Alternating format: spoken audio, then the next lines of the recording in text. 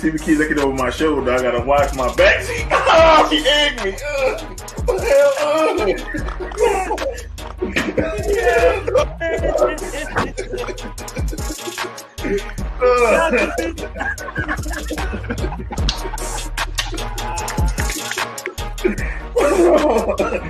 oh, shit, all over my rip off with the jersey. Go get me a towel. Y'all didn't know. Y'all. You fucking owners have handled Judge, gentlemen, retired? Come on! They should have been fired before the fucking season!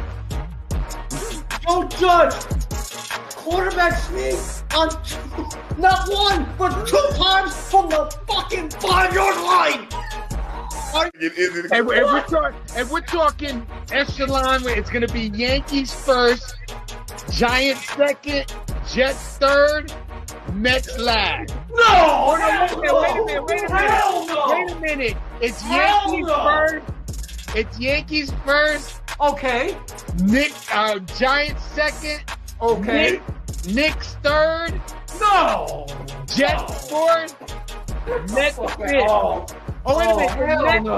The Nets bit their mouth when they found out he was leaving. Maybe it was girl number 25 that didn't mind doing it. I'll just put it this way. It's way bigger than Nino Brown, a.k.a. Deshaun Watson. This is way bigger than him. Yeah, that's exactly what this is.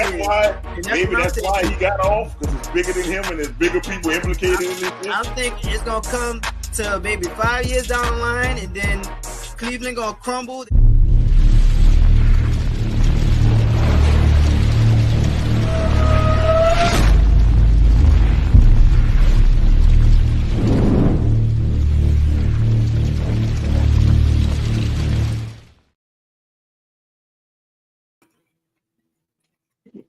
Welcome to the Venom and Smoke Show. This is your host, Mo Young, kicking it to you live on this Friday for our sports show. Let's bring in the Diabolical Hater and the not so late Doc Eric. We can't put the band up. Wait a minute, Jay is baby faced. Whoa, cliche. It was time for a change. Jay looks Samoan now, man. He went from Puerto Rican to Samoan, man. Yeah, watch out. Bloodline. They call me Little Ming. But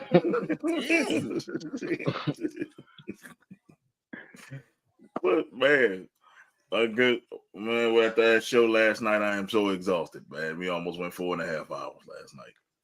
But we never know what happened on the Venom and Smoke show. We was about to wrap up, and then we had a whole nother interview. Yeah, don't call me renegade because I ain't running. Oh shit. Y'all have to check that interview out. It was wild. Yeah, it was good. Keep topping each other with the interview. I'm so tired. So I missed the show last night. The missus. You missed 4 hours.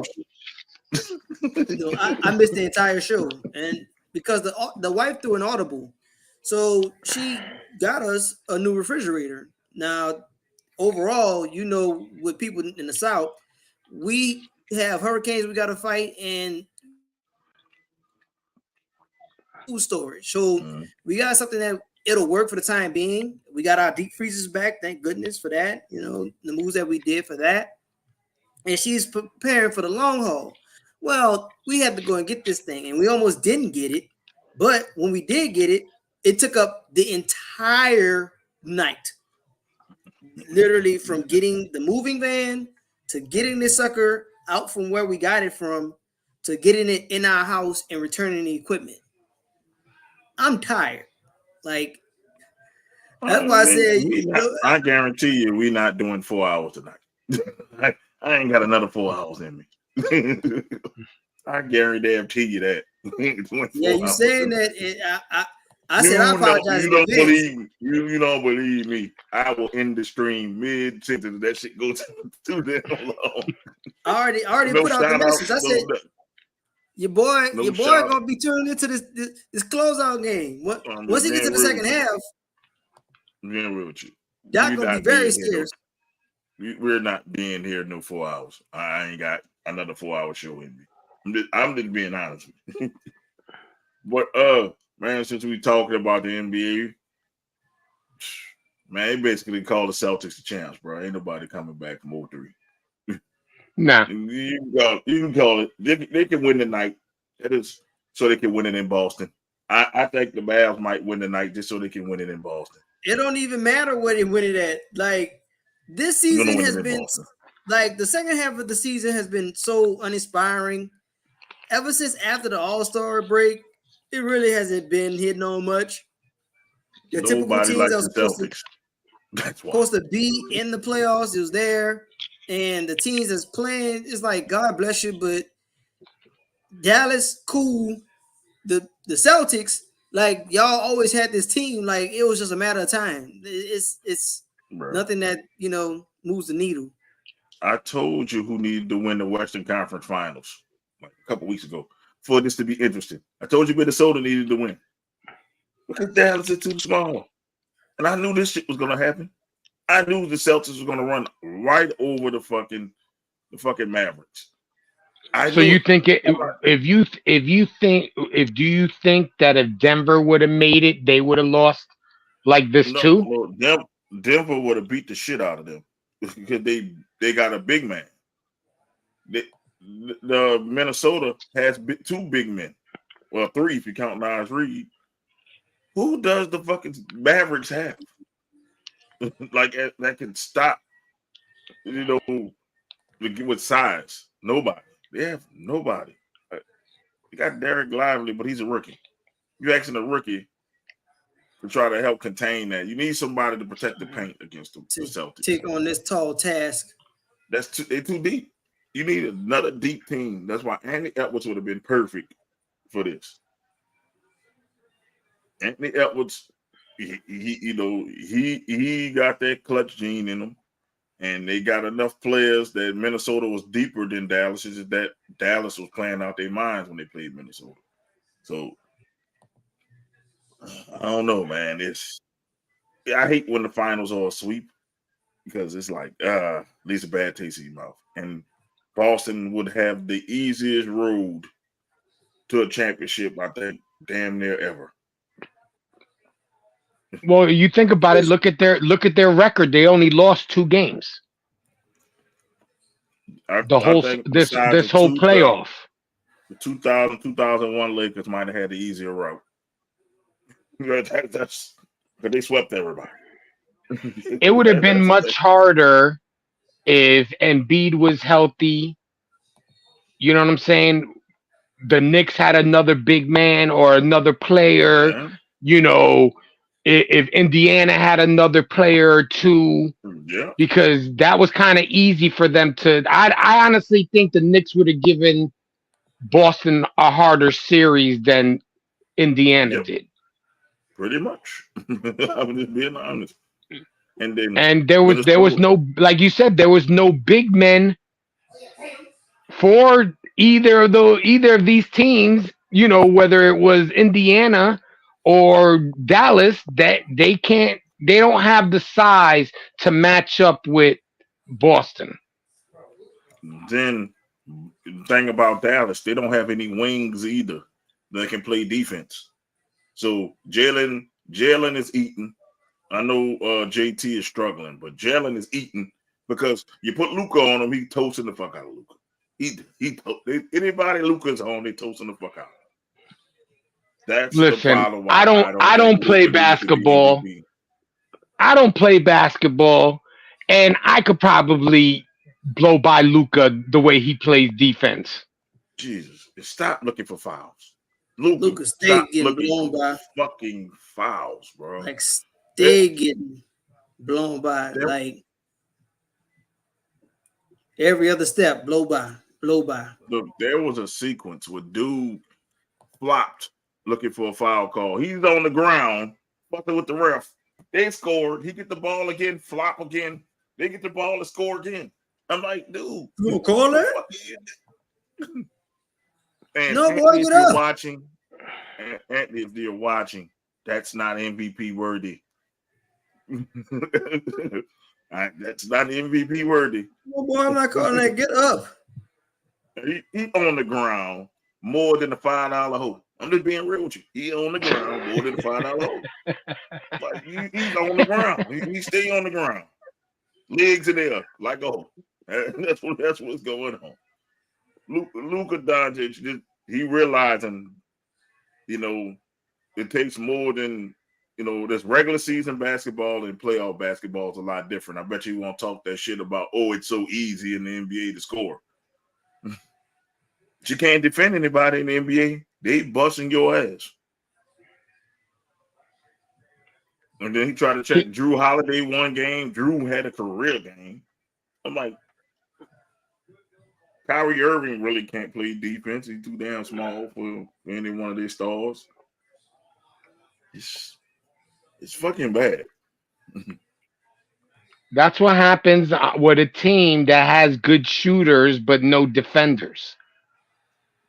That's why a lot of teams, I feel, good teams that we would consider good teams fell this year because they have shooters like all day long, but nobody plays defense.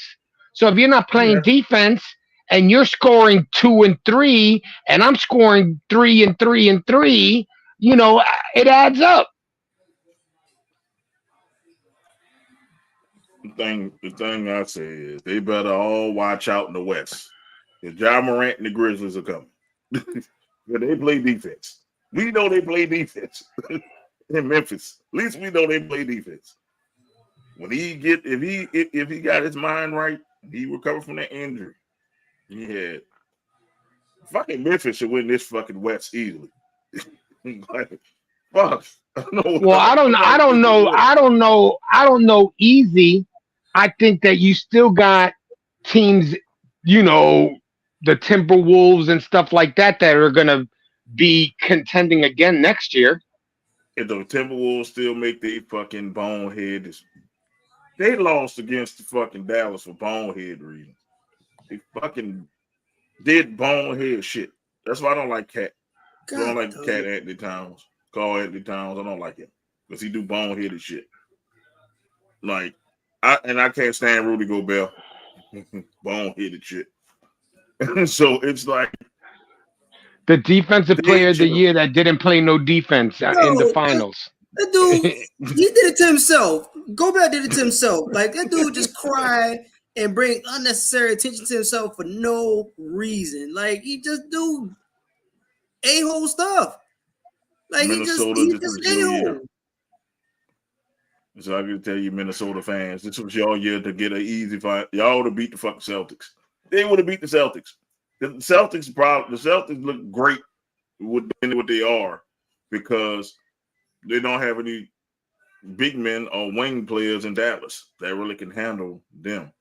You know who whooped the shit out of the Celtics this year?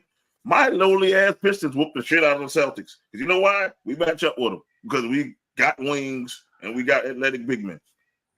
They should. You can't beat the Celtics without having athletes. You gotta have athletes, but you gotta have somebody that neutralizes Jaylen Brown, because that's the one.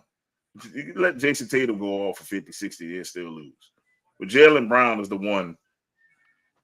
Well, we've been talking about it for like 3 years. Like, hey, man, is it gonna work with y'all two together? Like, he's the closer. And I'm not trying to. I don't even want to give the wrong comparison. I really don't. But it's a Batman and Robin situation. They trying to figure out who's Batman, whose team it is, and it's not really that. Like, it works because they're both phenomenal, talented players. And obviously, I mean, it's got to work. This is their second time in the finals within 3 years. Like, I mean, bro, I think I'm gonna have to agree with Giannis. If True Holiday didn't get traded or didn't sign with the Boston, I think that team would be different.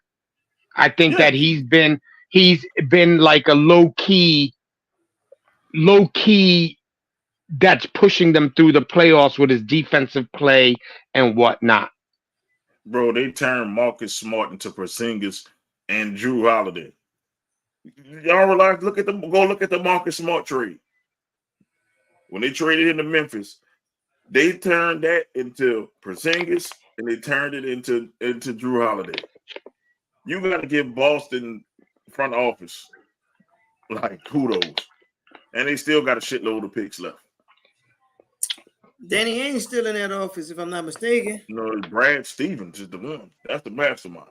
Yeah. Because he left being the coach. So either way, he got the influence on it. So obviously, it's got to be him because you brought in Udoka. Udoka got himself out. Doku. Yeah, he got out. and then he lost Neil Long in the process. Dumbass. And look, fumbled everything. Hope it was worth it. It still don't seem like he hurting. That boy still don't seem like he hurting. If I lose Neil Long, I'm hurting. I don't give a shit. If I lose Neil Long, don't I care. ain't hurting. Well, I ain't crying. Us, I ain't crying. But he was more of a man to pull a Neil Long.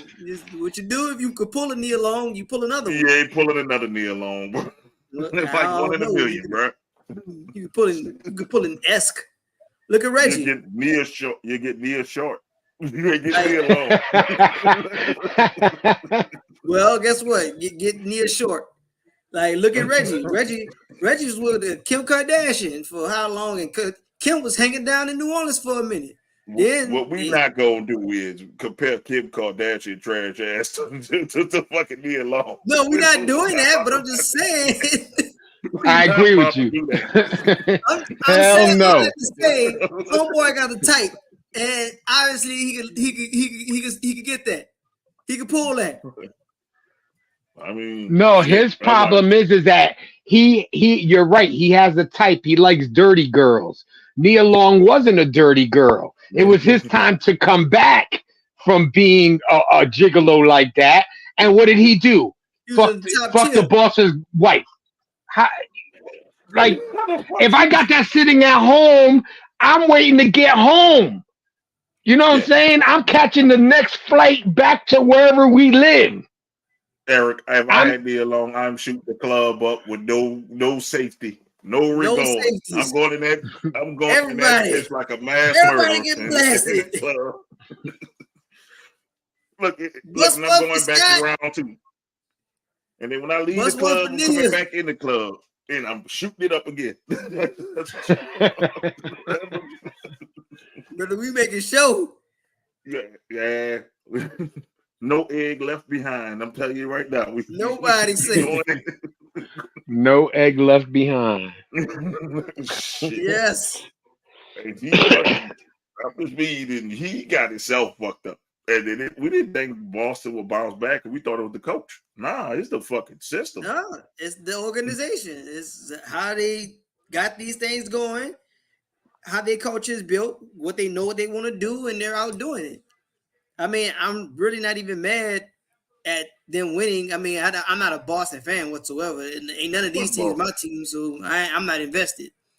But, I mean, it'll be interesting to see how long they can go. Because this team, like you said, you're playing with house money at this point. You know that you believed in your 2 superstars. You got them boys out there playing, and now you're up 3-0 with the potential to close it out and get them their ring. Because everybody was saying, "Oh, is it gonna work?" If Boston fumble this, they lose. They lose 4 straight. Boy, they ain't gonna never hit the end of it. For them to hit 4 straight, the Luka's got to pick up his game. He's got to play defense. Kyrie's gonna have to pick up his game, and these guys that are coming off the bench and all these other dudes all have to contribute. Yeah, but nobody's consistent. Jay, I promise you, they complete that comeback. I ain't playing Sweet Caroline on this bitch. The whole show. They're like bad. Yeah, the whole show. I promise you, if Boston fumbles this and You coming out just like a leprechaun. I ain't just like cover that bitch, man. I might get a Larry Bird jersey cover that bitch. Boston. We got I don't know. I love Boston. Man, we gonna have to fucking. I don't know. I can't see it. If they lose, we're gonna get kicked off the air that day. And we're gonna get kicked off because I'm gonna keep playing Sweet Carolina. There's got to be an hour dedicated to these people fumbling the bag just off rip. We got to dedicate an hour. We're gonna start the show. Welcome to the Venom and Smoke Show, the sports show. Well, for the first hour, we're gonna decimate the Boston Celtics for blowing. That might be a show in itself. Hell yeah, it might be a show. That might be a 3-4 hour show in itself. Just us be like, how could you? 5-hour show. It's gonna be a 5-hour show. I'm gonna call my sister, who is a big ass Boston Celtics fan, and I'm be like, "What the fuck happened? What happened?" Matter of fact, send her the link. Come here, so.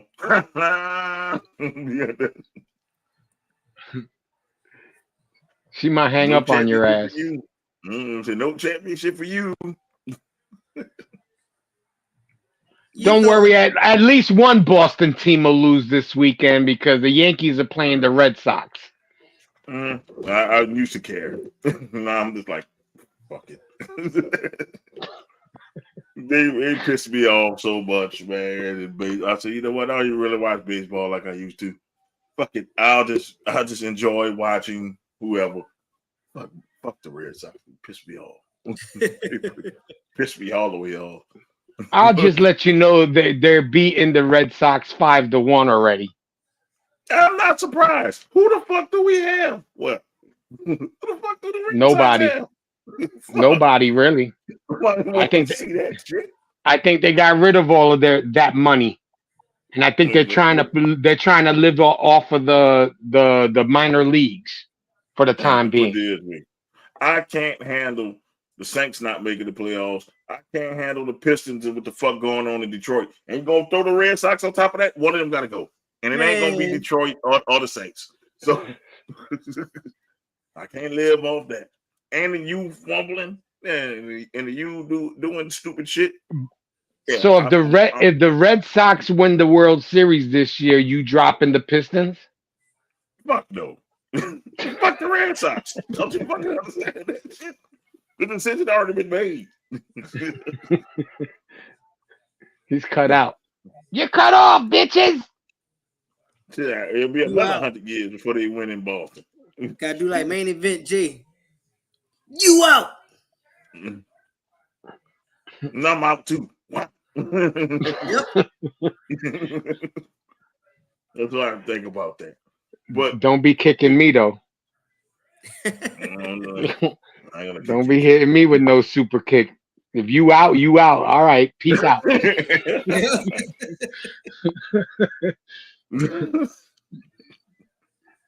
Oh man, but sticking with basketball since like the Mavericks are handling business right now, so might not be a closeout game. Maybe they're handling business right now. Technically, they're handling business, but they did this before. It's still early. Last game, they did this last game and got people hopes up. Yep, and squandered it. Yeah, I mean, they just want. I'm telling people they got the extender in there, the one that Chris Paul hate. He the referee to this, Scott Foster. So it's going to go back to Boston. It's going back more to than Boston. Chris Paul. Scott Foster. He hates everybody. That dude is a douche. Everybody. Get that motherfucker out of there. That dude is a huge douche. Let me be the ref. Bet on all the Pistons games because let me be the ref. Because I am fucking calling all kind of phantom fouls in this bitch. You're like, damn, the Pistons are undefeated with more refs. More refs again. Yep. You sure you don't have no type of bias? Nope. I ain't even from Detroit. Nope. That's what I would Now tell he ain't from Detroit. Look at that. Nope. Y'all can look up his house and everything. He ain't got nothing to hear. You honorary from Detroit because your pops is a Lions fan. He just became a Lions Talk about that man, Lions. Lions? So you know Pops is gonna pop up now. See, as soon as we brought it up, watch, he's gonna pop up. We're gonna be like, "What's up, guys?" Lions. Lions? Lions. But let's talk to women's basketball. Everybody's favorite basketball player, Caitlyn Clark, got left off the Olympic team. Oh no. Honestly, she's not. It's like she's talented for now. Like, you know what I'm saying? Like, now she's talented. She did what she did in college. People are, there's half of the world hates her, the other half likes her. I don't think she would have been ready to play that game. No, not with the girls that are in there, because they got some fucking girls that should be a gold medal automatically. I'm just saying, I ain't gonna say that half the world hate her. I think everybody hates the people that's sucking on her clit every day. I think that's what it is. It's not actually her. It's the people that like I say, sucking on her clit. Like Stephen A. Smith, Shannon Sharp. Yeah, same Shannon Sharp who says Sha'Carri Richardson shouldn't be on the relay team because it's not a popularity contest. But hey, Caitlyn Clark should be on the WNBA. I'll be on the Olympic women's team roster because she's popular. People pull back receipts. Yeah, they're trying to say that she's now the face of the WNBA. No, I think there's multiple faces for the WNBA because there's multiple players out there that are kicking ass. But the girl from that's the girl. That's the girl right there. And she's gonna show people in the Olympics what she's really made of. Dude, they don't need her. Y'all said Asia? Yeah, Asia Wilson, Asia. Asia, yeah. Some people say Asia, some people say Asia. It's Asia. It's hands down Asia. That's her league right now. But the thing that what they want, they're perpetuating this motive, this narrative with Caitlyn Clark. They want her so bad, like there's just so wet at the mouth for her to win, and it's not that she's not able, but there's just people better than her. Once y'all admit there's people better than her, then her story could be so much better. She's not the top 12. She's not the top 12 right now. Angel Reese not even the top 12 WNBA player right now. She's not even the top rookie. They're rookies. Like I give them that. Like give them a chance to get in the league and build their work. Like let them put in the work. She's young. By the time 2028 comes along, she'll be ready to play in that game. Like, you know what I'm saying? They wanted. Listen, the people if you look at the team, that team is built up of the best WNBA players. Yeah, she's not on it. Like even Taurasi, who's on her way out and is an old timer, is still a better fit because she has the experience of playing in the Olympics. You know what I'm saying? Because a lot of people were like, a lot of people were saying take her out, take Taurasi out, and put in Caitlyn Clark. No, Caitlyn Clark will have her time later. You know what I'm saying? Like it's not her time. It's her time to try to establish herself in the WNBA, not to be in the WNBA. Then they go on a hiatus because of the Olympics, and then for her to come back. You know what I'm saying? This is her time. It's Taurasi's 6th Olympic. You got to get her to go to number 6. Nobody has ever been to 6 Olympics. And she's not. And she's how good that girl actually is. She is good. She's been to 6. This is her 6th Olympic. There's a reason. They used to use the college. They used to use the college stars when she first started. So this is her 6th Olympic. So this is my thing. People who want Caitlyn Clark to be this big person. She's not even the best rookie. The best rookie is the lady from the Sparks. I keep saying it, Cameron Brink. Yeah. And for all the people talk about, because she's straight and she white, that's why people hate her. No, Cameron Brink is straight and white, and people love her. Yes, exactly. So it's not that, because damn, obviously Jimmy Butler really loves Cameron Brink. But I'm just saying, I'm like, Caitlyn Clark is not that damn good. Y'all made it seem like she's like God playing with a basketball. She's not that damn good yet. She could be good. She could be the GOAT. She could end up being the GOAT, but not right now. Nah, bro, she can't be the GOAT. I'm terribly sorry. I mean, no, I'm just saying, you never know how the game. She could change her game, and she can change her game like gangbusters next year. But I'm just saying, we can't predict the future.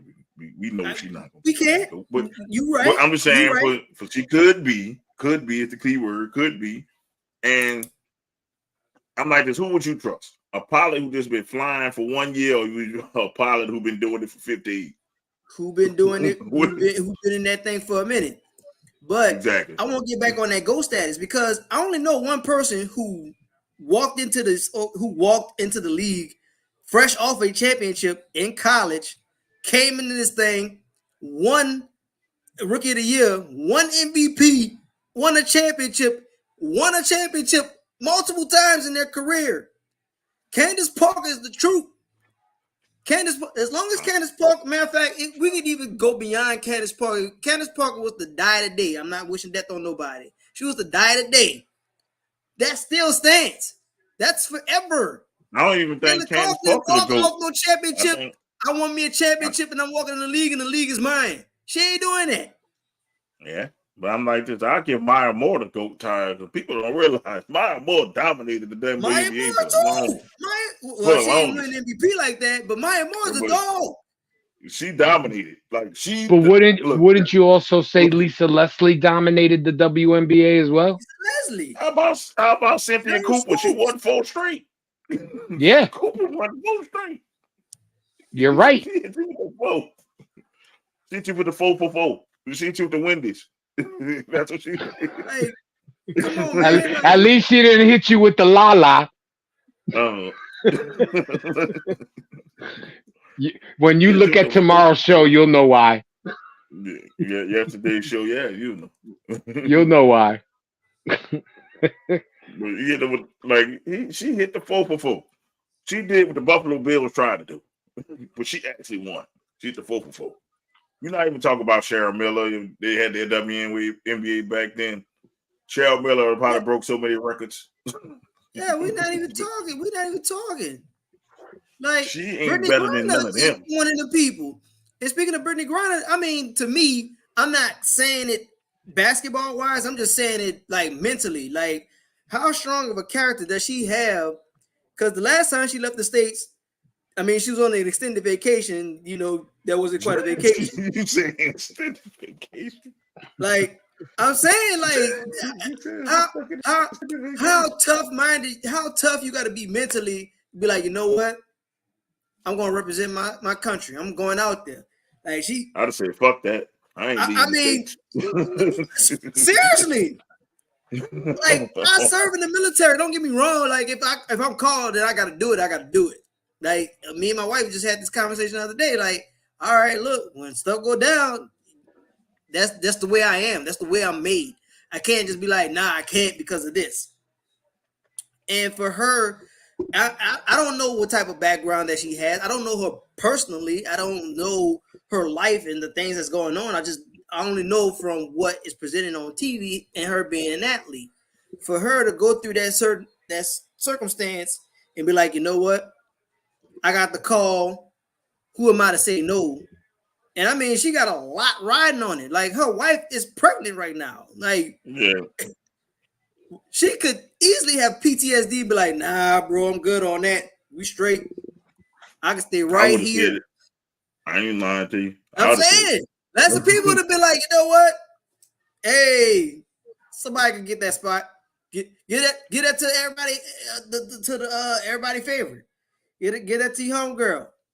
But she said, no, it's about they gave me the call. I got to answer. So hats off to her. Man, I'm doing an early shout out to Brittany Griner. This definitely Brittany Griner's last Olympics too, so that's why she's doing it too. My thing is, if they paid these WNBA girls some more money, these women wouldn't have to go and play basketball in these other leagues around the world. They'd be able to survive at home. You know what I'm saying? Or, you know, who got sneaker deals? You know, who's making money off of the WNBA? You know what I'm saying? A lot of these girls don't get sneaker deals. Right. You right. So how you supposed to make money if you only making a couple of $100,000 a year? How are you supposed to survive? You know, you live a certain lifestyle, which, hey, you're supposed to adjust. You adjust to how much you have. When you don't got shit, you got to learn how to do it without shit. Yeah. You know, and these women have to do that. But yet, all these teams are bringing in so much money. You know what I'm saying? Some teams more than others. So they need to collectively as a league really think about how they're marketing themselves, because these women shouldn't have to play in other leagues. You don't see none of these basketball players playing and NBA guys playing in other leagues because they're making fucking hundreds of millions of dollars. And I get it.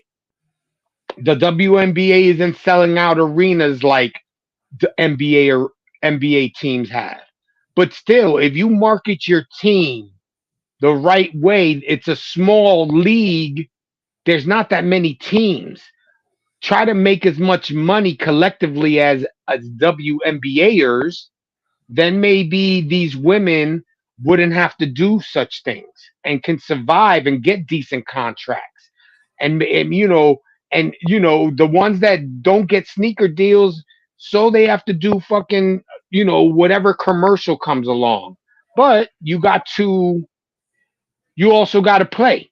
You know what I'm saying? You got to be somebody, like you said, you got to be a dog out there, because in the NBA, to me, it's all about names. And in the WNBA, a lot of these women aren't known like that. So not a lot of these people or companies are going to invest in that type of person. It's got to be all the way around, because that's how the league, I mean, I'm not saying the league, but on the men's front is all about the marketing. So you want to see a certain player, and in this case, I mean, obviously the big name is still LeBron. And if you could get a name like a LeBron, well, not a LeBron, but if you get your name out there and people who, like you said, the money money wise, if you can sit there and you can market, you get you a demographic that you know is going to watch, you know they're going to be there. And the NBA, I mean, they got so many things advertising the NBA that we'll come blind to it. You know, you got cars, you got the drinks, you got the stuff that they use, you got the clothing, you got shoes. It's just so much stuff that's tied into it. You like, before you even thought about it, like, damn, man, where did I see this advertisement for? You up there picking it up? You like, damn, man, look, I'm a creature. I'm a victim of this. I'm a victim of the marketing. If the WNBA could grab that, then they'll be in better shape as well, because they spoke about it earlier with the women's college basketball. A lot more teams, a lot of eyes, people travel, and they're like, I'm going to see this one person, i.e. Caitlyn Clark and the Iowa Hawks following. Hawkeye following. I want to see Caitlyn Clark, so they traveled. And where was the Final Four, the women's Final Four? Wasn't it in like Texas this year or the year before? It was in Texas. So Texas right there, you got the western part of the country on lock, because that's going to bring in the other states that's over there to the left of Texas. You gonna get Mexico. That's gonna bring his, that following along, and obviously in the big market with Texas, with the state of Texas. Period. No, I'm sorry. It was in Cleveland. The men's was in Texas. Okay. I thought they was there the year before. It might have been the year before, if I'm not mistaken. But yeah, if you get that demographic, it's gonna take off. It's like you just gotta find a way how to work it.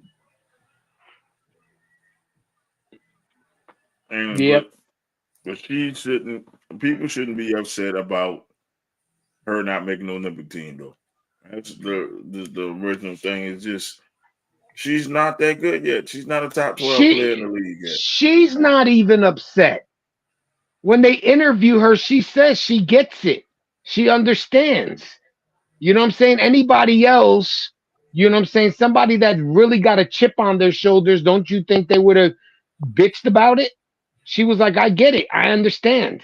There's a certain amount of players that go, and they chose the best players. You had to. Listen, we want to win the gold. We don't want to go out like LeBron and win a bronze. The thing is, they are not going to not win the gold. Because they won 8 straight. They won 8 fucking straight. They won 8. Yeah, the European. I'm sorry, they won 7. They won 8. European women's basketball is probably not as strong as European men's basketball. First of all, the women over here grow bigger. There's a picture of the USA basketball team, and I think they were playing like a Spanish team, like I want to say like one of the little South American teams, and it was a foot taller than the fucking women. It looked like they were playing children. It's not like you got somebody that can match up with Brittany Griner. That's why I said you bring Brittany Griner. She can dominate the paint in the Olympics. Who is checking Brittany Griner? The closest team that can match up with them is Australia. And they're probably going to blitz Australia about 30. So I'm just saying. Yeah, I mean, they got the best team out there. I agree with the coach. We building a power team, not a popularity team. The only people who are bad about this is ESPN. And that's why I stopped watching that bullshit. I don't even watch them. I don't even watch First Take no more. It seemed like Shannon getting worse. His takes are getting worse. I didn't give up on First Take 2 years ago. I'm putting this way. Shannon's takes are getting worse. Shannon Sharp should not talk basketball. She only talk football. He don't know shit about basketball. I mean, I watch First Take, but I watch it for Molly. I don't watch it for Stephen A. and what's his name? Molly trash. Molly been trash. She's no Joy Taylor. But I'm not watching her for her commentary. Yeah, but Fox Sports 1. Even then, like that girl trash. Hell no, that bitch is bad as hell. Molly trash. Crazy. Molly trash. Sorry. And then I love when ESPN covers basketball because Sinead, man, I mean, Jesus Christ. Yeah, she bad. Hell yeah. I'm just saying, we need to stop taking what Stephen A. and Shannon say, because they suck the dick of the highest bidder, and know allegedly about it. I'm not gonna put the alleged up there or whatever. No alleged, no diddy, no, I mean that shit. They suck the dick of the highest bidder. So if I give them money, they'll probably say the Venom and Smoke podcast is the best podcast in the world. And I dare anybody to tell me anything even better than theirs if I gave them enough money. Who says it? Who says it isn't? It is, but I'm just saying they will say it even over their own. They don't care. They don't have a. I don't watch it. I don't watch no Stephen A. Smith trashy ass podcast. Podcast sucked. The clips I see, I said this shit sucked. Like I said, I gave up on First Take 2 years ago. That included Stephen A. Smith. Period. Like, I don't even watch that either, bro. I gave up on that shit a long time ago. I used to watch Undisputed. I watch Speak and I watch NFL Live or the NBA show, but I'm not about to watch them in the morning. I don't even watch the shit in the morning because you know why? Because it'd be a bunch of bullshit. It'd be the same shit. Cowboys, Lakers. The Lakers not even in the fucking finals. The Lakers not even in the finals, and they're talking about Lakers. Fuck the Lakers. Nobody cares about the Lakers. The coach turned him down. How dare he? What's wrong with him? Listen. If you really thought about it, just to jump on that subject for a second, he was getting paid 3 times the amount of what he was getting paid at UConn, and he was like, "Nah." Yeah. And that showed. Yeah. Listen, if I was a coach in college that won 2 national championships, and they gave me a play like a Michael Jordan, like if I was gonna go coach Chicago, you jump at an opportunity like that. The dude should have jumped at the opportunity to coach LeBron, but it's LeBron that makes coaches not want to coach him. Because what coach keeps their job? Darvin Ham just got that job last year. I'm not leaving college to go to the pros because you got more control as a coach in college. And you can make more. You can make more than what they're doing. Because they got underhanded deals. You know how college is, the backhand deals. Yeah. I'm just saying, I'm not leaving where I got control over the players I get, the system they run, and I got job security because I just won 2 national championships. Why the fuck I believe Connecticut to get fired for the Lakers the next year? But not only that, look at the team Connecticut. Look at the team Connecticut is bringing back in for next year. That's fine, you know what I'm saying? So you're guaranteed to go 3-peat. Yeah, that's fine and everything. But I'm not about to go hitch my wagon to LeBron, who about to leave in a year or 2. That's the biggest thing.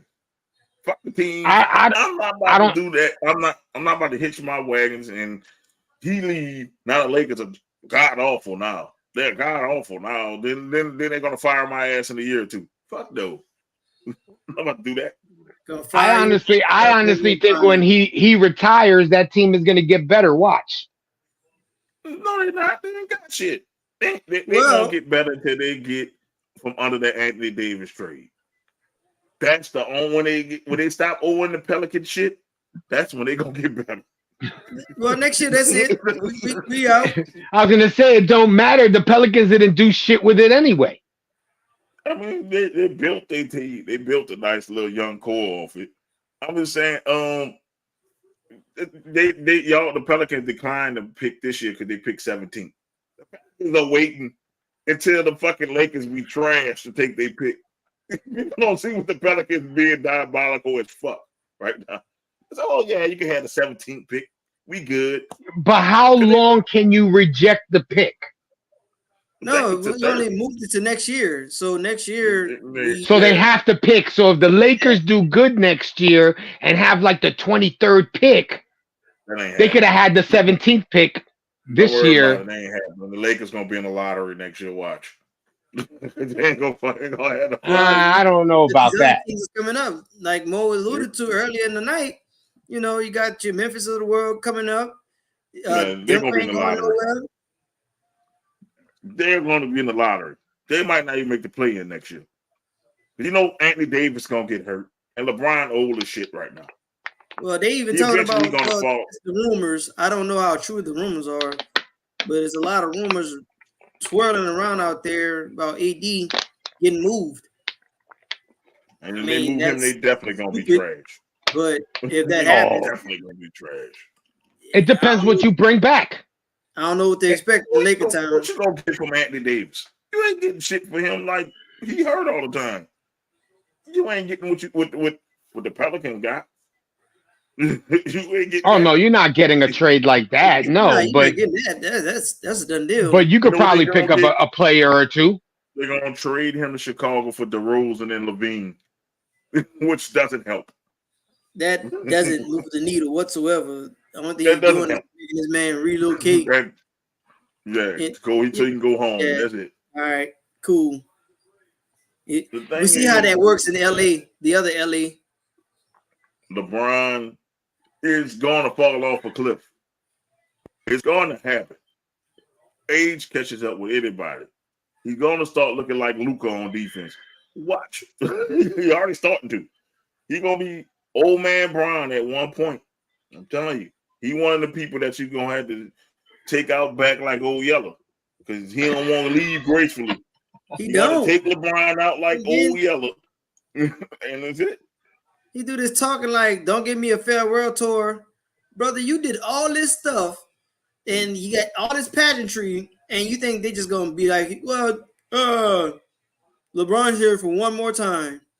Yawn. Man, that'll be fun if somebody blocked the Lakers from getting Bronny. That shit would be fucking funny. Everybody's so sure he's gonna be there at 55. Oh no, I don't think so. I don't think so. If I was any other team, I would take that pick. And now, LeBron, you gonna come play with your son or what? I think Ham might be the next coach for the Bucks. Doc time is coming. I don't even know why Doc was picked up. I told you he's the mediocre. That job is beyond me. I'm being real. Lawrence Fishburne as Doc Rivers is more interesting than Doc Rivers. I'm being real with you. It's true. It's true. Like, that's the most interesting Doc Rivers I ever seen. Lawrence Fishburne. I started the series last night when we was kind of wrapping it up. So yeah. That's the most entertaining Doc Rivers I ever seen. Now, if I saw Doc Rivers, I would be off his case. This definitely ain't no Doc Rivers. And I haven't seen Ike Doc. Turner. I haven't seen Doc act like that. When he's coaching. Never. I don't know how he is behind the camera, but that's definitely not Doc Rivers the way that Lawrence Fishburne is portrayed. That was Ike Turner. That is definitely Ike Turner. That was Ike Turner. Definitely his Ike Turner bag. I mean, they had LeVar Burton and all that shit. There, Doc talk to Kunta. yeah, reading Rainbow in the corner. Yep. That statement is entirely true. I'm like, damn, Blake Griffin is really a bitch. Damn, I see this shit is more interesting than what I thought. In my opinion, JJ Redick, if he would have been smart, he would have gotten underneath another coach and gotten his experience as an assistant coach. He's going to go into the Lakers. LeBron is going to make him look foolish. And next year, the Lakers will be looking for another coach. AD has more capital than the Zion. I wouldn't even say that. Because Zion is younger. That's the difference. That's the huge difference. Yeah, and Zion's capital is not even high as it would have been if the Pelicans had traded him a year ago.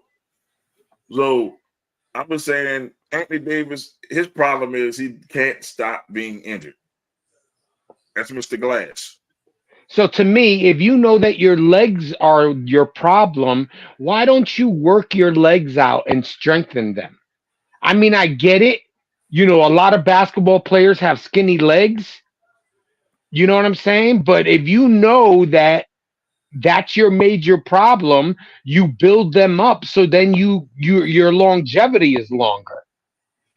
Don't you realize he falls like a deer?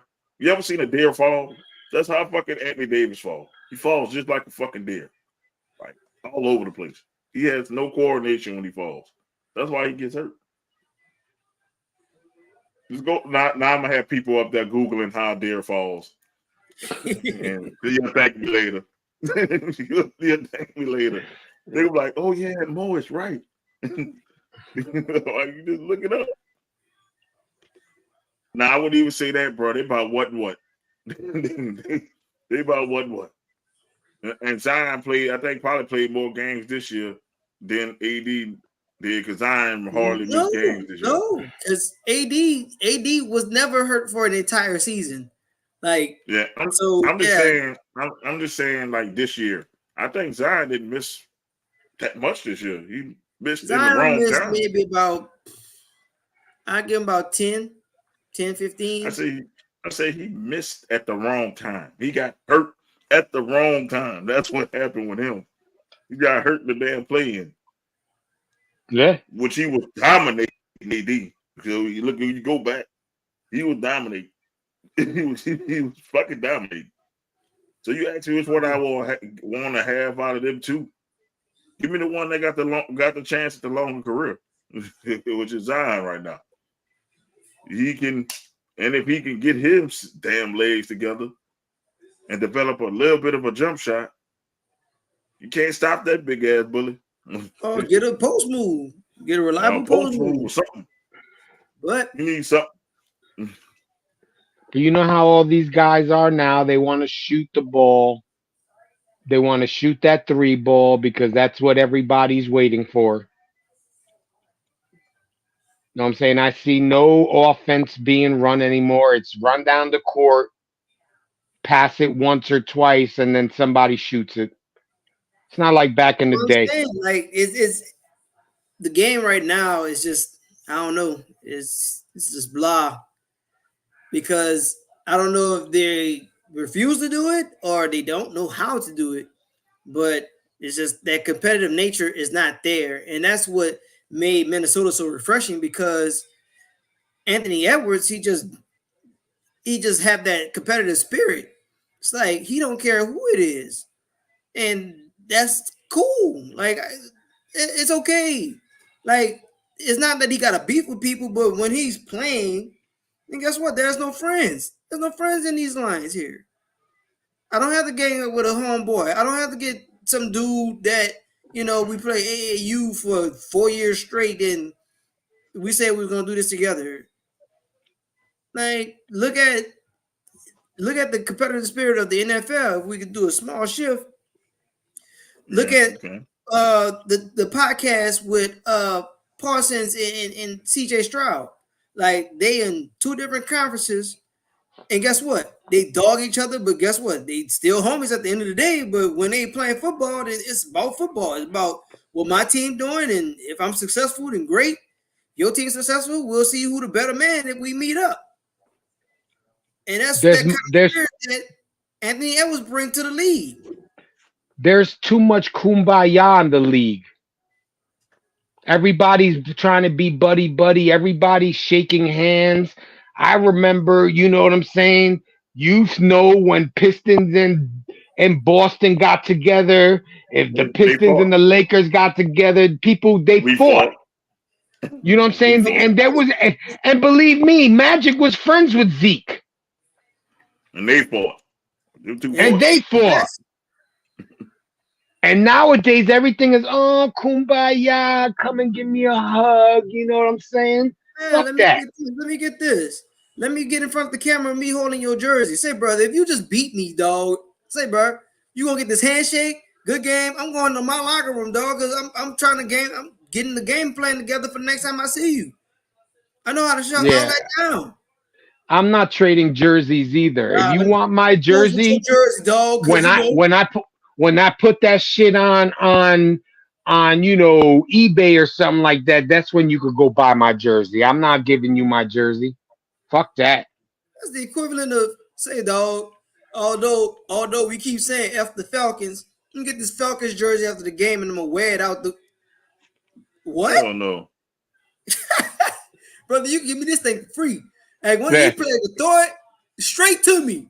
Say, brother, listen, John Cena and ECW. You getting this shirt back, dog. Let's not even talk about the Falcons. They got a smack on the hand this week. Oh, yeah, them sons of bitches. Yeah, Skrull, I'm talking about your team. Them sons of bitches got a smack on the hand, cheating bitches. Y'all got to cheat to win. Y'all got to cheat to get in 3rd place. That little fine. Not no little fine. when the Miami Dolphins got caught. I'm gonna nearly need Izzy to get on his page. Today's what do you call it? Today's when Miami got caught doing what they did, they lost. Their owner got suspended. They were fined $1.5 million or $1.2 million. They lost multiple draft picks, not just one. That was for one player. The Falcons got caught doing it to three players, and all three players made it on their team. And all they got was a 5th-round draft pick and $200,000 fine, and that was it. How is that not a smack on the wrist when Miami lost? GM got suspended, the owner got fined, they lost multiple draft picks and over $1 million in fines? Because it's fucking Atlanta, they're gonna suck anyway. I say, look at where they are in the NFL. It's not many eyes on them. It's not no outside market or demographic that says, you know what, there's this huge Atlanta Falcons following. They're moving jerseys like that. If it ain't Kansas City, Buffalo, Cincinnati, Baltimore. This is basically pretty much all about the AFC at this point. The only ones that they really, I give them 3 that they care about in the NFC side. Dallas, obviously. They might give a little shine to Green Bay. And the third team that I'm thinking about. Who's the third team in the NFC that I'm thinking about?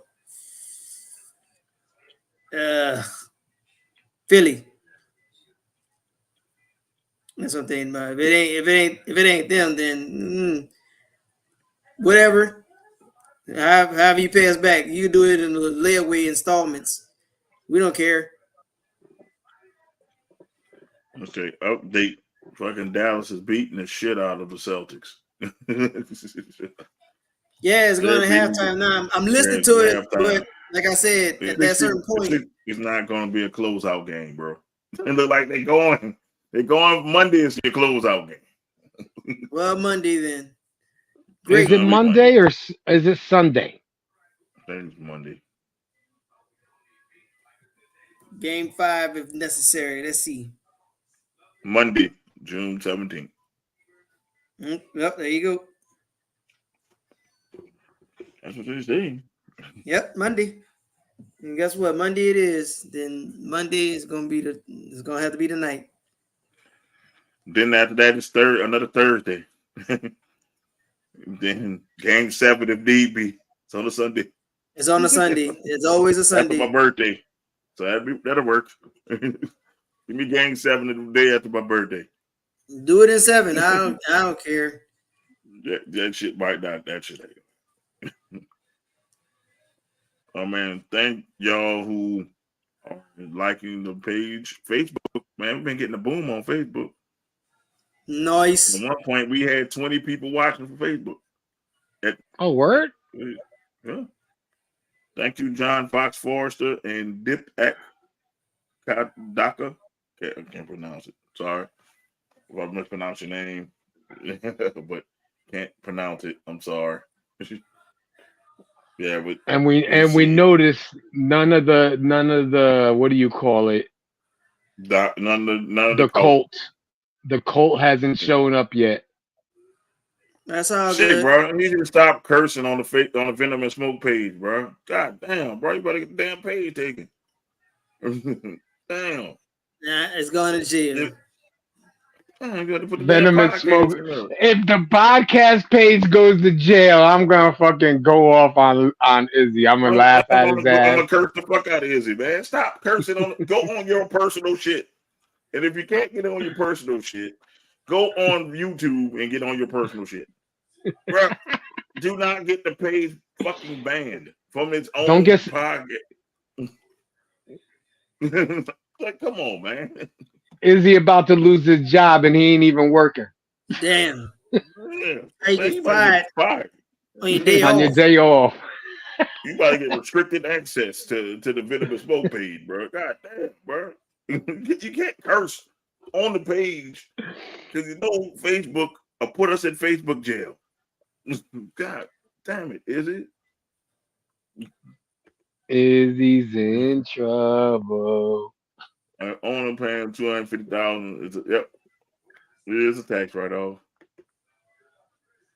The NBA playoffs and stage sports betting companies are smiling because people betting on Boston closed out tonight. And the people who betted on Boston to close it out tonight are stupid as fuck. Yep. There's no money in the sweep. There's no money in the sweep. None whatsoever. But I'm thinking he on to something. Boston. Because look at this. Look at this here. Now, we lost Bill Russell last year. And we was up there saying, okay, cool, whatever the results of the finals would be is going to be that. Hoes is a cuss word in Facebook land, damn it. You hoe? Well, at least he went to YouTube. Yeah, he followed directions. I'm saying hoes in YouTube land is a curse word. Facebook. They know you're not talking about a gardening tool. You know that you got AI and shit now on Facebook that can explain what the fuck you mean. Yep. So that Meta thing, man, don't play with Meta. Meta will take all that crap, gather it together, and be like, this is what they talking about. See, they don't give a fuck on YouTube. You can write what the fuck you want on YouTube.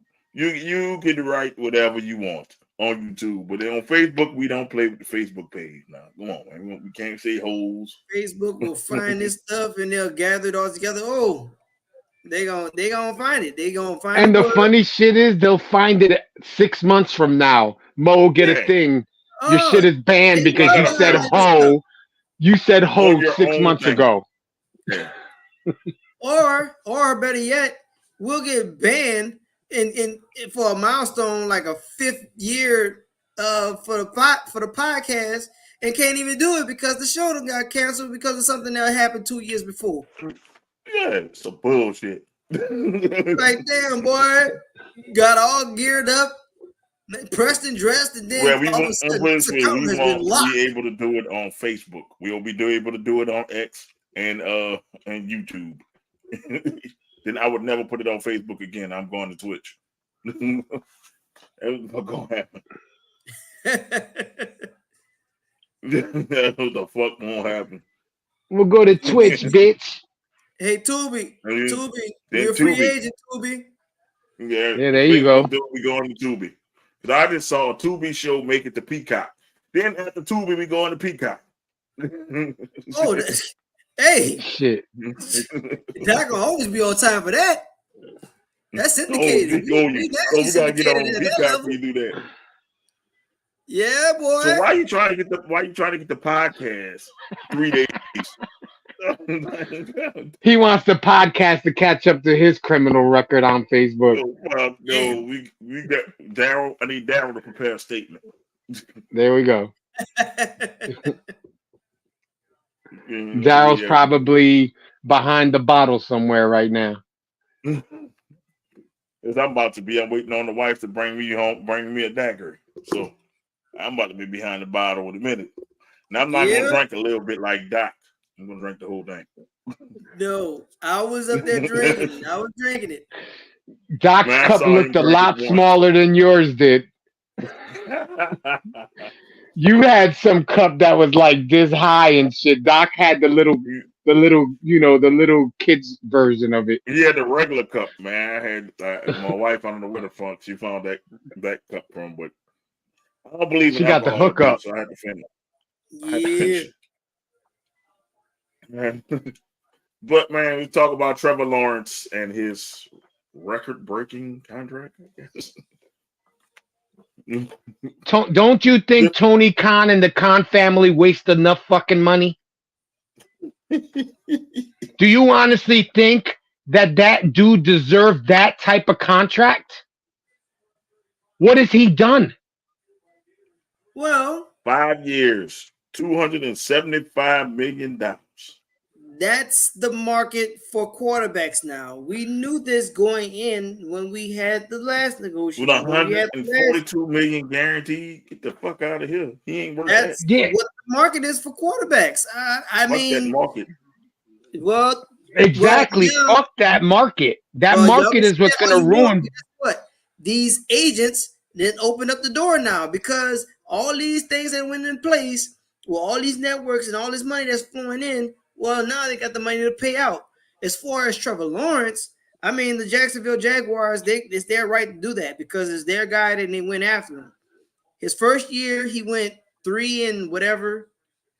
And the other 2, he went 9 and 8. One of them being a division win and a loss in the divisional round.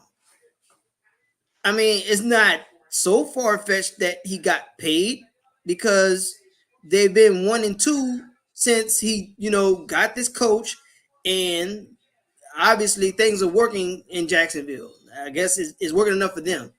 They've been 9 and 8 with a playoff spot. My team's been 9 and 8 and still can't get in the playoffs because we always lose some effing game, but we off topic. Let me reel it back in. With Trevor Lawerence is on the same tier as Derek Carr. I'm gonna fucking say it.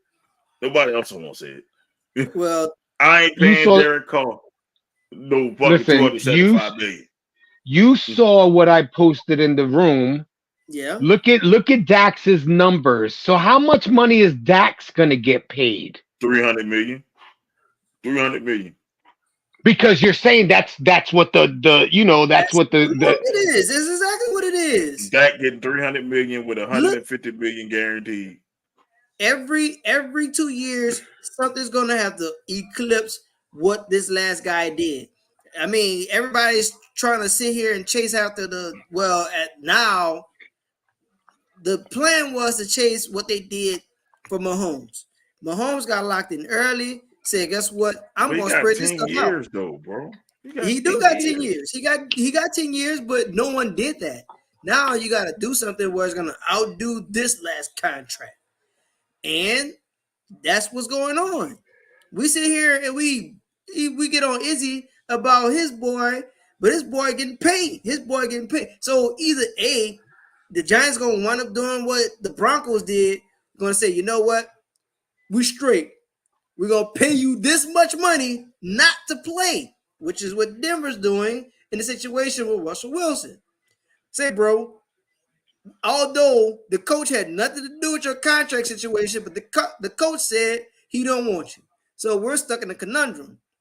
What we're going to do, we're going to pay you so much money to get out of town.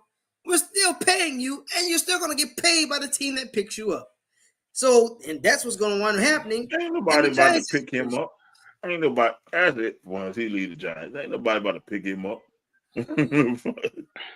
Some people might want a serviceable backup. Unless he's gonna be a wide receiver. Ain't nobody about to pick him up. He fast. Yeah, I don't know about that. Daniel Jones is not being on my team, but knowing my damn coaching staff, hey, let's pick up Daniel Jones. He look like he know what he's doing. That'd be like special report. The New Orleans Saints just traded for Daniel Jones. Yeah. Talking about breaking headsets. You know what's no better than that. First of all, when you sat here and said with a straight face that Nathan Peterman was going to be the backup, brother, hold up. Let me get out this chair one last time. Just make sure this you say that right. Definitely playing Daniel Jones, and that's why I would have played T-Law that fucking that money because he got that. He ain't winning enough for that money for me, man. Justin Herbert numbers, but he barely got people blocking for him. Like Justin Herbert got killed. his issue is the offensive line, so that's not his fault. And I'm not trying to jump in and trying to save the Chargers because obviously I'm the resident Chargers fan on the show. See, that's the glass that he had. Nah, it was actually bigger. It was actually bigger than this. Damn, HR stuffed you. She said, "Nope, we ain't giving you that big glass." I remember the last time you trying to have babies. Let's go. She told me, she said basically, she didn't want to give me this until I got off air. But I'm still on air. Good it would have go. melted and tasted watered down. Still to drunk it. Well, stirred it up. Out here, get it in. You want to know who will get big? My name Brock Purdy. Yeah, he will. The next standard for QB is going to be $300 million. And then that extension, it's going to be $300 million. Well, I guarantee you. Now is Dax really worth $300 million? For the Cowboys, yes.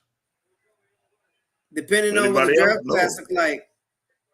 Because Dallas always plays this game. Oh, they get these guys and thank you, but no thank you, because we want the next big thing.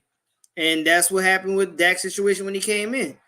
Tony Romo, still serviceable. I mean, obviously, he's a legend in that organization in his own right. But they was like, wait, look at this guy. Look what he's doing in the SEC. That's big time football. Look what he's doing in these big time prime time games. Okay, what does he do in the playoffs? I'm just saying, none of them doing anything in the playoffs. I don't know what it is about Dallas and that organization when they get to the playoffs, but just let me put it this way: Dak lucked up because Tony Romo got hurt in the preseason. He's so happy to win, so they thought he was a cheaper option. That's why Dak Prescott is his starting quarterback. But he did something Tony Romo didn't do. He won in the fucking playoffs. Dak actually won playoff games. Yep. He won playoff games. Like, he'll win one. He'll get you one. He got you one. Not so much. And he got that one.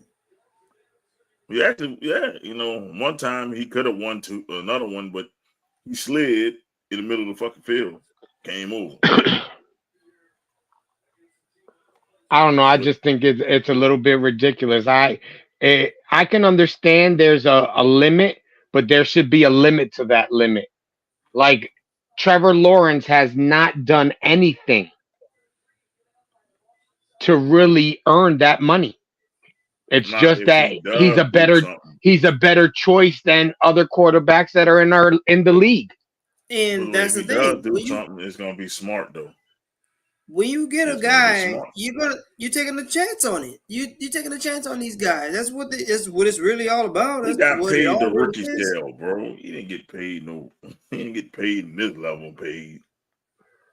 He ain't gonna get that until after his rookie contract is up. And if he does something, if Washington becomes a bust, and you got another Zach Wilson on your hands, then there's a problem. Don't you curse Jaden Daniels like that. Don't you curse him like that.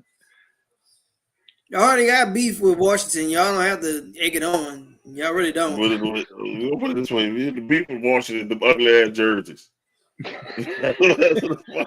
Real ugly.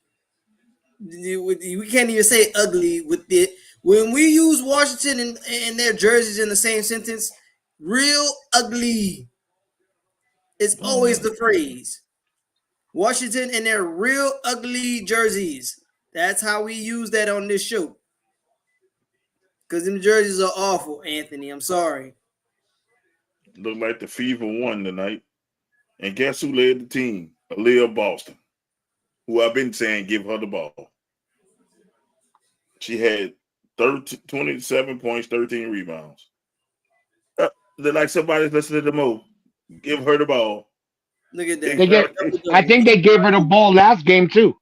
Eating out here. Give her the ball. Give her the ball. It's not Caitlyn Clark. Eating out here. I just wanted to give you an update on that.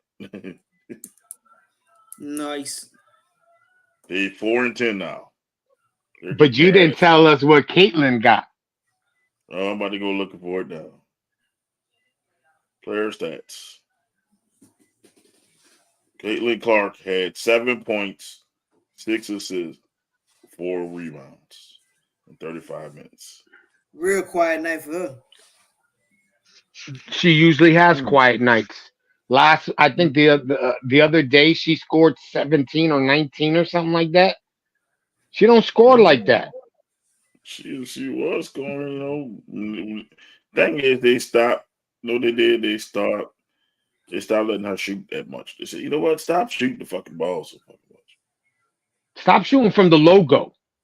If you're gonna take a 3-pointer, take a regular 3-pointer. Why do you got to shoot it so far back? And a lot of times you don't make that shot. The last game they had, Caitlyn Clark had 10 points.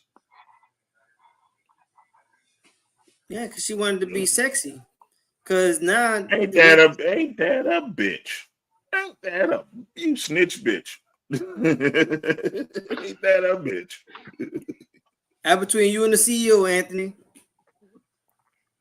So why are you coming at the show? Why don't you go at Eric? Because he said that's how we're gonna say it on the show. He put the show involved. Doc did it.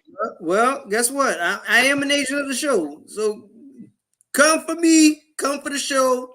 It don't matter. No. Come for Doc and come for Doc. Come for the fucking show. Come for Doc, come for the cult. Leave the show alone. All of that. I don't care. They got gold Jersey for still Miss real bitch, ugly. little bitch, bitch. Bitch. bitch. This bitch. that bitch. Who bitch? And the funny shit is that none of the bitches showed up today. They must be partying. Yep, they probably are. I was thinking that. They haven't been here since Doc's birthday. Yep, the week before Doc's birthday. Yeah, you're right. No pain, no point coming for Eric. You barely. Cool. Why you going at us? Bang. Go at the bitch mania, bro. Go at the bitch mania, bro. Don't come at us. You got the Duke of Bitchington and all them other people that's in Doc's cult. Why you coming after us? The Duke of Bitchington. Woo! Hot in here. Let me not give them any more ideas. Thank you, Child Chewy Nazareth. Thank you for liking the show. You like it. Hey, we appreciate likes if you're watching the show. I see it's up more than the people that's liking. You can like it if you don't want to comment like Anthony. You can like it. We take likes too, so like the show. But comment too, man. Comment too. Jump into the conversation. We'll take it. Everybody tuned in. Some on this people nice are shy. Friday night, we appreciate it. Greatly appreciate it. Tell a friend to tell a friend. Yeah. And the Saints got their own little drama with Alvin Kamara. The contract dispute. Contract situation. I think it's going to get handled. I just think, it's the last day of mini camp. We probably just had to get the fuck out of there. I think they're going to kick the can down the road for him too. So all my Saints people stop panicking. But do you think they're going to sign his ass before the beginning of the season? Yeah, they're going to give him 2 years. They can probably extend it for 2 years. Let him retire, I think. Because, for running backs, he add 2 more years to it. That's all she wrote for him anyway. True. So, true. All my Saints people, don't y'all do what y'all did Michael Thomas and start slandering this man and make this man want to fucking leave and shit. Man, I still don't understand why that went south with Michael Thomas. Like, y'all keep saying that the dude, whatever. I mean, obviously you could look at it and it's not going to be the same production, but at the same time, he wasn't really getting anything. Like, you heard about the off-field incidences with the receivers, but I mean, no, they're not above the law. They're not above the law. I will give them that. But as far as on field, being productive on the field, a whole dynamic got cut. Like your coordinator didn't want to give the guy who was going to throw the ball and put the ball in the hands of these players. He didn't want to cut them loose. And then when you got him in the game, you got him very much on a leash. And we sitting here calling these crap plays. We just up here just wasting downs. Out here just wasting plays and calls. And got these guys out here just getting cardio. Yeah, Tua's gonna get $300 million. There's gonna be another one get $300 million. But didn't Tua get his team to the playoffs? Yeah. Indeed, he did. Darren Waller more tough than Renegade. Stop all the Renegade people, man. It was Uncle Murder doing that to Renegade. You better stop before Renegade come kick down your door and kick your ass.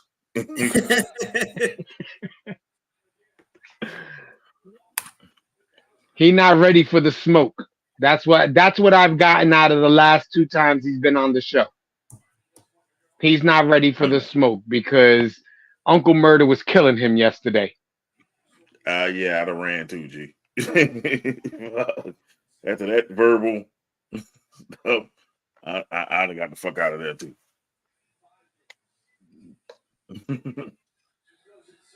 But no, Darren Waller's at home making rap songs, so he's not tougher than Renegade. Darren Waller said, before I take another step in Giants blue and wearing them ugly ass fucking Jacob State Farm uniforms, I'd rather retire and make rap songs.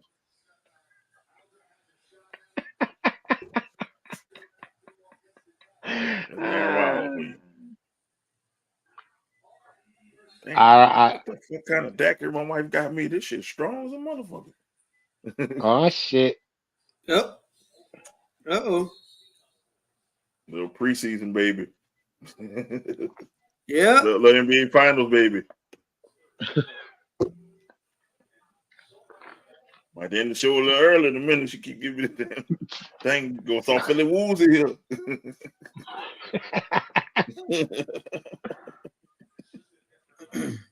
Don't have me taking small steps like that. And that bit, they want to dump the whole bottle of liquor of this shit. God damn. Shit. But man, let's see. Thank you. Let's see. I thank him for saving us 13 mil. He already robbed y'all blind for 2 years. Fuck.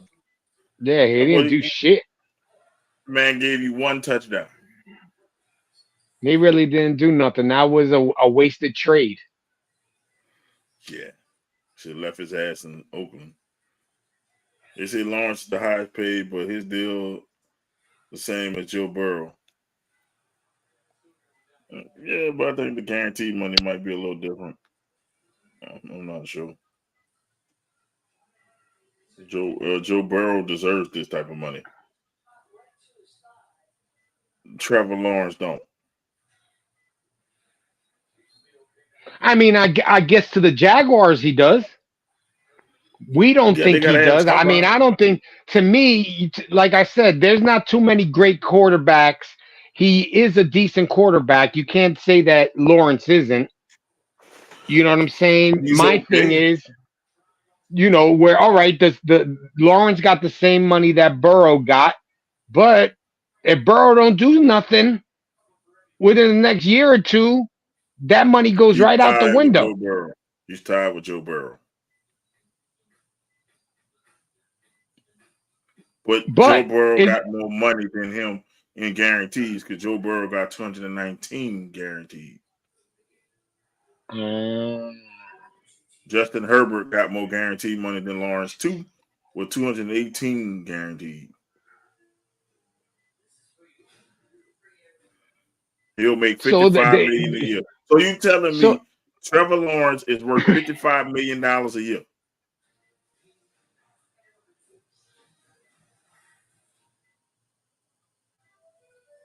I mean, look at what's out there. Thank you, Jay Pacey. You know what I'm saying? Look at what's out there. Well, or Packle. I'm sorry, not Pace. Packle. I'm sorry. Watching live. I'm glad you're watching live, man. Come up with your questions. Yeah, I think you were saying watching live. I Watching. don't know. I guess you know. Sometimes you make a mistake on the keyboard. Watch it live. That's what I'm guessing he's saying. I can name 15 quarterbacks better than Lawrence. Let's see. They got Go Burrow. ahead. Let's put you on a 2-minute timer. They got Burrow, Mahomes, Jackson, Herbert, Dak. Shit, who else? You can't use no rookie. You can't use no rookies because rookies haven't even proven themselves. So you have to find 15. CJ Stroud. I'm up to 7. Brock Purdy. Jalen Hurts. Russell Wilson. Yeah. Aaron Rodgers. Yeah. When he's not hurt. Fucking Geno Smith. Geno Smith. Geno Smith is better. That's right. Geno Smith. Baker Mayfield was better last year. Baker was baking. Fuck Baker. Well, you Baker, we had 13. We said Rodgers. Jordan Love. 14. 50 seconds. Tua. Tua. That's 15. That's 15. We did it. That's 15. We ain't 15. Okay. We did it. We fucking did it. Okay. There's not even naming Matt Stafford is better than him. That's 16. I mean, I'm sorry to say it. Garbage time, Kurt. When before the injury, yes. We don't know how he's gonna act after the injury. But I say we talking right now. All right, here's Anthony's. Anthony has Burrow, Lamar, Dak, Aaron Rodgers, Jordan Love, CJ Stroud, Jalen Hurts, Brock Purdy, Justin Fields. Yeah, he must have been smoking. He must have been smoking a rock on that one because Justin Fields didn't do shit the whole time he was in Chicago. Nah, he's a better runner, but nah. So Herbert, Geno, Baker, Patrick, Tua. Patrick is 14, or you just No, I don't think he put him in order. I just think I don't know why Patrick wasn't first. I know why, because he's a punk. Patrick should jumped out the charts. I mean, goddamn. Okay. You say take Justin out, put Kurt in.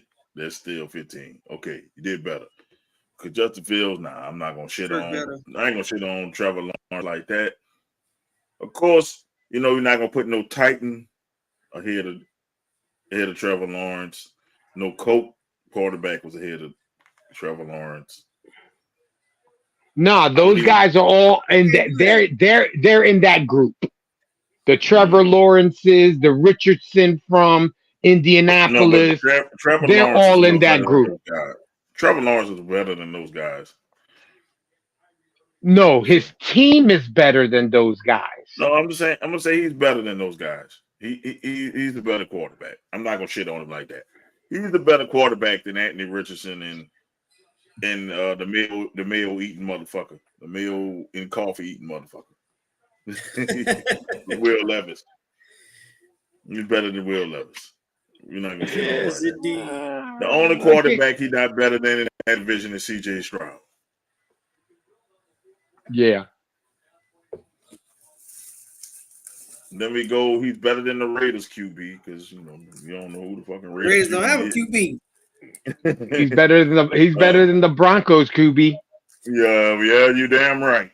He's better than Washington QB right now. We don't know what Jay Daniels gonna do. He's better than the Vikings QB. Yeah, He's better than the Giants QB. Oh yeah, he's better than the Saints QB. I'll take Trevor Lawerence over Derek Carr any day. He's better than the Patriots QB. He beat us. Yeah, he did beat Trevor us. Lawerence down here. That we had that motherfucker looking like Peyton Manning down here until the last quarter.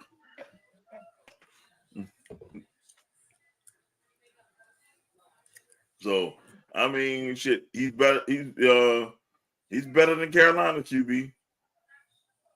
Yep. I mean, so he's better than some people's QB. So we're not gonna say he's shit water, but he's not better than Jericho. Jericho. We forgot Josh Allen. Shit, we even forgot Josh Allen in that fucking group. Josh Allen didn't keep up with nobody. Yep. Yeah, and Jared Goff.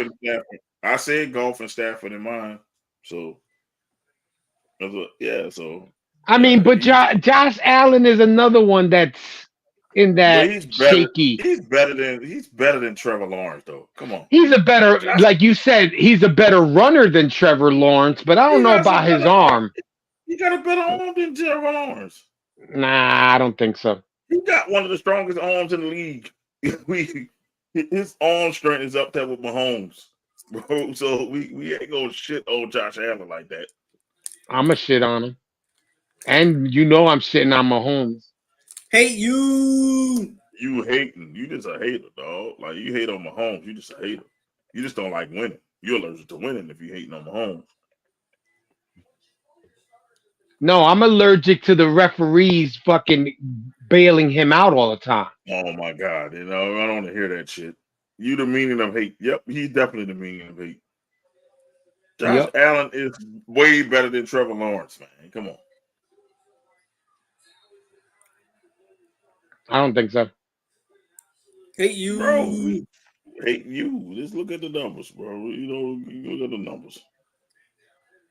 So that's just going to bring up the numbers of Trevor Lawerence last year. And Josh ain't gonna have no quarterbacks. You know what I mean? No wide receivers. He ain't no wide receivers. So Trevor Lawerence threw for 4,016 yards, 21 touchdowns, and 14 interceptions. He had an 88.5 quarterback rating.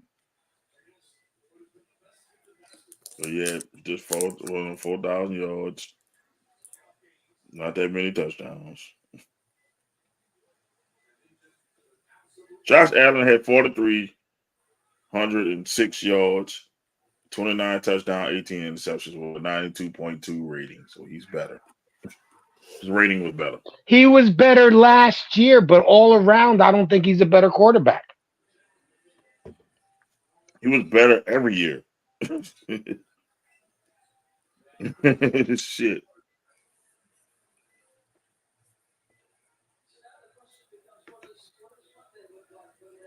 You say Allen is better than Lawrence. Josh Allen is a spread option QB. They don't run an option in Buffalo. What the fuck are you talking about?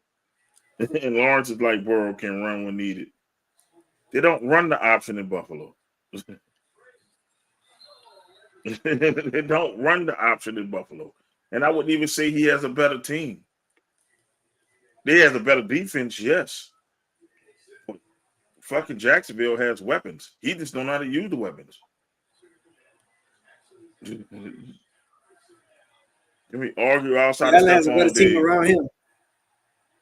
Allen does have a better defense. That's what makes Buffalo better. Outside of Stephon Diggs and Dalton, what's his name? The fucking tight end they picked up last name, Dalton Kincaid. Outside of those two, receiving wise, who do they have? Last year they didn't have anybody. Gabe Davis was hit or miss. I don't even know the third receiver, so it's not like that bad. Because Trevor Lawerence had Christian Kirk, Calvin Ridley at the time. I mean, it's not like he was bare receivers, bro. We like to say, Jacksonville, no, Buffalo had a better defense. Offense-wise, they about what? That's all I can tell you. I better look at that. Jacksonville had a damn squad. They just Jay, if I want you, if you're playing fantasy football this year, draft Lawrence and start him the whole season.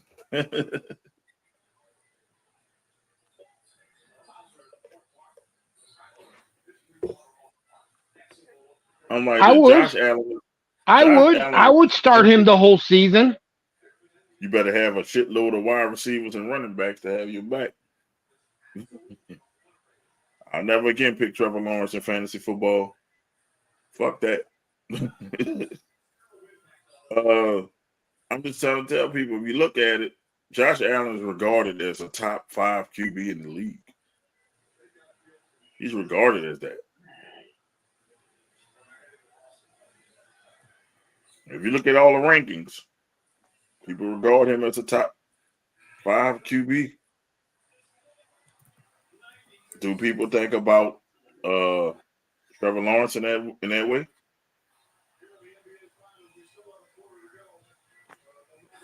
So you got to ask yourself on that one.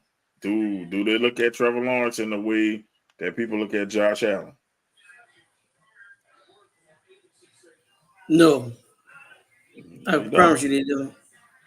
They don't. But the thing about it is, now the question that I like to propose, do you all feel that this is based on what he did in college? Because in college, he didn't lose. Like, he didn't lose until he got to the pros. And I think that's what it is. I think a lot of people looking at Clemson, Trevor Lawerence. And Trevor Lawrence's best year is not Josh Allen, is 4,100 yards, right? Yep. 4,100 yards. So Josh Allen's, that's not even, his best year doesn't equal up to Josh Allen's, let's see. Yeah. Josh Allen only had 2 seasons where he did throw for over 4,200 yards. Like, that was the first 2 years in the league. That's the only time that he had anything lower. Well, did 4,200 yards. So Trevor Lawrence's best year doesn't equal up to Josh Allen's 4th best year. That's crazy, right? Wow. but it also goes with who's on your team. If you don't have weapons, look at Daniel Jones. He has no weapons. That's why everybody says he's shitty. Bro, he had, but the thing is, Trevor Lawerence has weapons. He had Calvin Ridley, who was a fucking beast in Atlanta.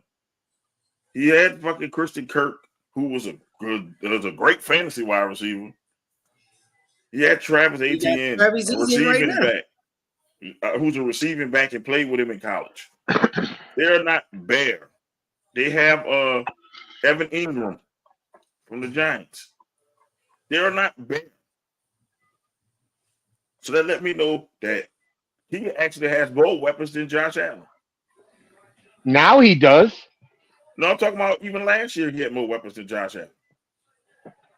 I said outside of James Cook and Kincaid and Stephon Diggs, that's all he had. Because you can't count Gabe Davis, because Gabe Davis is trash. He might go for 200 yards one game and go for 0 yards the next game. And then he just didn't show up in playoff games. Well, at least last year he didn't. Yeah. I don't know what happened. Josh Allen is with that team. Maybe Josh Allen got us thinking that they have a better squad around them. But if you look at Buffalo's squad, it's not as good as Jacksonville. If you get Josh Allen, those receivers, and that running back, you switch teams, I think Jacksonville still will be a playoff team. I think we're living off Trevor Lawerence at Clemson. To me, he's just a C+ quarterback. Maybe a C+. Maybe a C. Well, I mean, quarterback. Like I said, he didn't. I don't know, C+, maybe B. He didn't start Trevor Lawerence losing is not a B.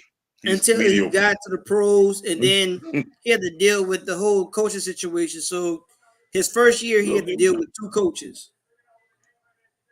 He had to deal with Urban Meyer and I want to say Doug Marrone. Soon as the Jags make and win a couple games in the playoffs, also soon as the Jags make make and win a couple games in the playoffs. Also, Lawrence lost to LSU. Yeah, we know he lost to LSU. He is in an easy division. It's not like he's in a tough division. He can rack up at least 4 victories against the Colts and the Titans. It seems like he can't beat them because he'll always lose to one of them. We talking, but the Clemson was up that game. Clemson had a chance to take off. People been knew Daniel Jones was trash. Yeah. Even the damn Giants, when they drafted him, people say he was trash. Daniel Jones had one good year, and it had to be his contract year. And that's what happened. And they paid him, and the Giants regret that shit to this day. Of course, because when Barkley comes out and plays against the Giants this year, I see over 200. I see over 200 yards. Y'all better start him because he's gonna. If you do fantasy football, start Saquon Barkley that week. Yep. Definitely start. Yeah. He is going. He's gonna go ham on the New York defense. I gotta pause. So all the bird teams pause. They seem like they prime for big things because they got a good quarterback duo somewhere somehow. And yes, I had to do the pause, but yeah, you didn't pause after big thing. That's why I'm laughing. I said he paused everything but that one. The bird team doing big things. Pause all that. Look. No diddy. No diddy. Because look at it. Look at the Put Eagles. Lawrence on the Saints. I bet he will do better. He beat the Saints last year. Did he? Oh, I agree with you, Chris. If Lawrence was the quarterback for the Saints wouldn't be as lowly as they are.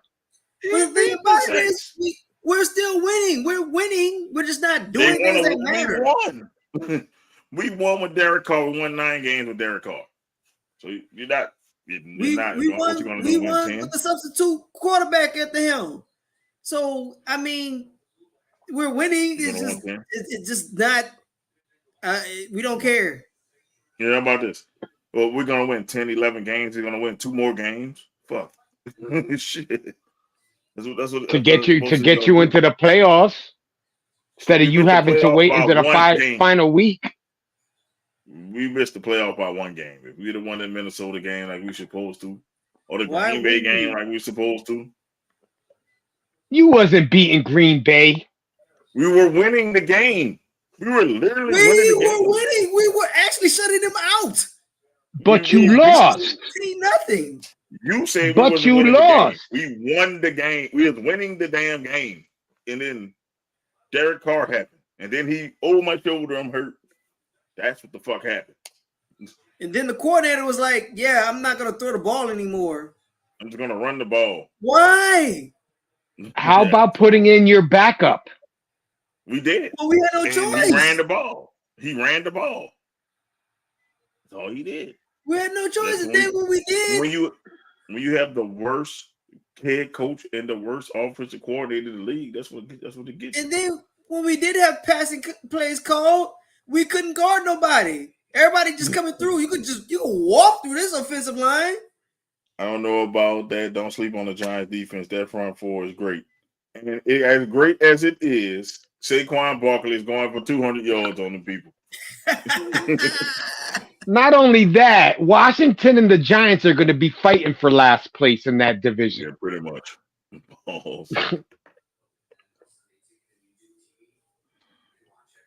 I'm full of Texas, Brazil, so much. Into the meat talk. Can we go one Friday without fucking meat talk? Yeah, and there's the meat talk from Chris. Got it. The Brazilian steakhouse, y'all. Hey, you could have kept that to yourself. You could have just talked about the sports. This was Eric Paul shit was talking about sports. You talking about meat, man? Talking to three dudes. There ain't no chick on here, man. Like, you don't care about no fucking meat. Save that shit for Thursday nights. No, I'm bringing on Thursday. No, Thursday's been wild enough. No. Can you imagine him talking like that in front of Uncle Murder? Jesus Christ. Oh, that would be funny as hell. Oh, we play fantasy together. We're going to get more than this 5 people. We got to get a bunch of people. I don't mind putting a league together, but it can't, it got to be at least, I would like a 12-team league, but at least 10 people. 12 makes it more competitive. 10, that's like on easy mode. We get 10. Like, because you're going to have a lot of great free agents still left. So it's like easy mode, like motherfucker. That's why I like 12 or more. Say, bro, lead the and into the meat talk again. They got Brazilian steakhouses in New York City, man. They got Brazilian steakhouses in New Orleans.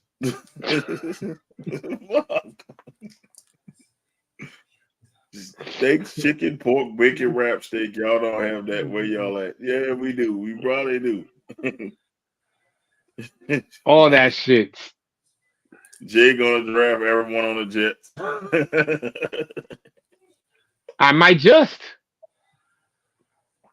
What the fuck you gonna do on the bye week, Jay? I'm gonna have Trevor Lawerence as my backup. Yep, that's an easy win. And 12 people. 12 people. How much you want to bet Chris gonna say another meat joke? Don't you get to read them before you click on it to put it on the screen? I just be clicking, bro. I don't be reading them all the time, bro. Well, when you see his little fucking picture come up, read his shit Miami first. Dude, yeah. I'm not reading. I want to be shocked. That's why I'm not reading. This sports talk is sponsored by Snickers, almonds, full of chocolate, and nuts. Somebody get that. Get the Henny. No, you got to get the Henny bottle or the Scotch bottle or the rum bottle or whatever it is that he's sipping on. Can somebody confiscate that bottle, please? I know it's Pride Month, but hey, bro. we good on them jokes over here. I'm not going to say anything that gets kicked off this podcast, but hey, bro. I'm not about to have Glad after me. Fuck that. Hell no, they'll shut this shit down with the quickness. Yeah. Hennessy White. Oh, you need to put that cheap ass shit down. I wish I'll switch from meat to candy. Yeah, I found out Hennessy White is a trash ass cognac, so I don't mess with it no more.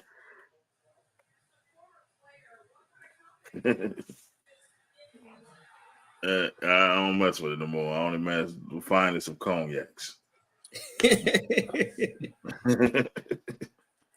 I'm not saying it. I'm just saying your jokes aren't. You might be straight, but your jokes aren't. Your jokes are crooked in the back barrel of snakes.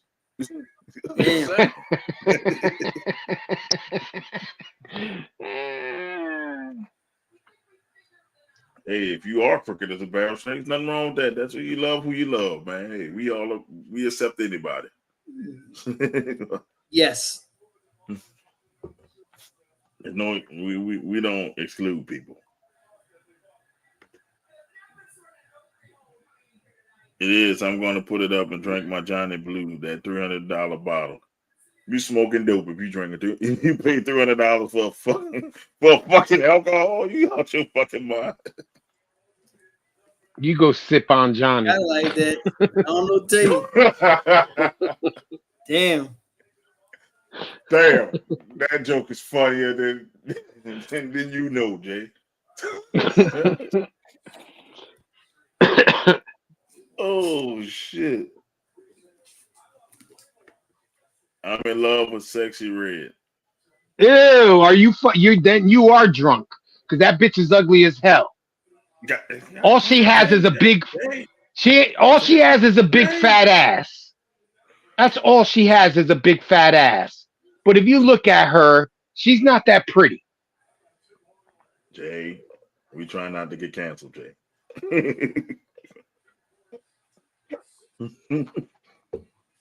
Well, you can like who I'm sorry. Likes. I'm sorry if the truth hurts. Chris, you talking about this wrong jokes on the wrong one. Yeah, that's why I say yeah.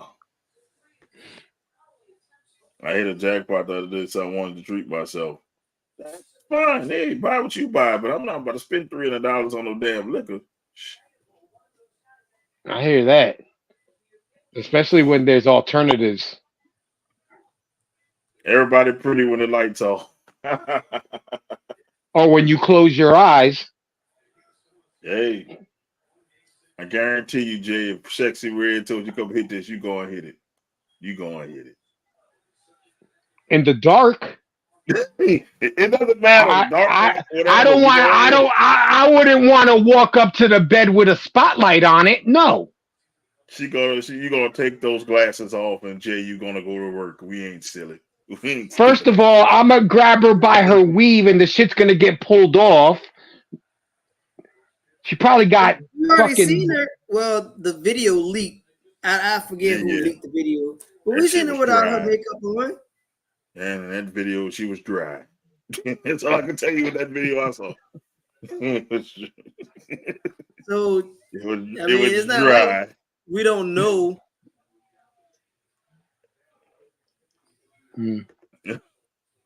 Oh Lord, Jay, that was a savage, man. Sexy really like she sells those loose cools and nachos out our bedroom.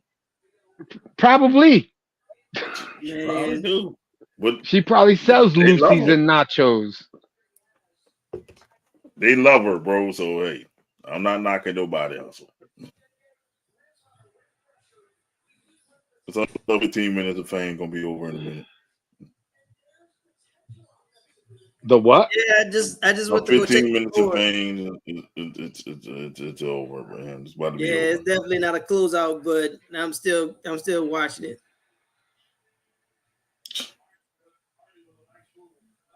You still watching it?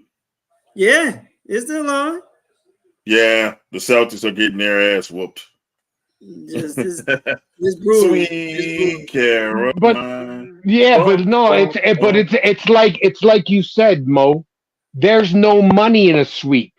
Nope. If they can extend it 1 or 2 more games, Vegas is going to make crazy money because everybody that lost this week or this game saying that Boston's going to win, they're going to bet that same money the next game thinking Boston's going to win. So if they were smart, they would stretch that shit out at 7 and Vegas would make crazy money. I don't know about stretching it. Probably go 5 or 6. Someone sexy Effie from Pop. All right, let's see. I feel like Roasting Jay, you're the GOAT, but you look like he beat me up while smoking a Camel 9 filter. He said it like you beat him up for smoking a Camel 9 filter. Yeah. But hey, we know Scott Foster is the extender. I told people he's the extender. He's gonna extend this shit at least 1 more game. So you got until Monday, Doc. Find out. Yeah. We'll see.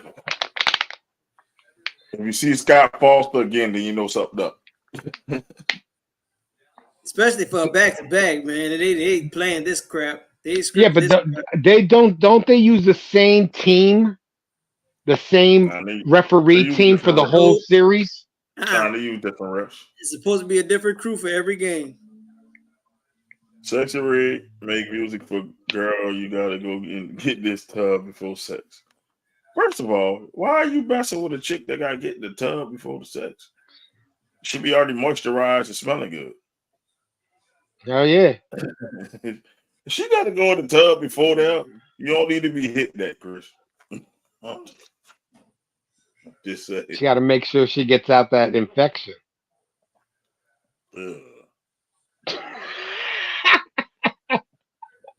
Everybody went dark. They went. Wait, I forgot about that. Yeah, I ain't drunk enough to do that. Yeah. No, not at all. I'm not.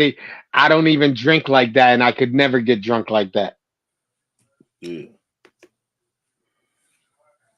In Vegas, these girls get a little salty. And what I'm saying is, she's supposed to be already moisturized and smelling good when you get there. What if she comes over your house? She's supposed to be. You're supposed to be funky on a.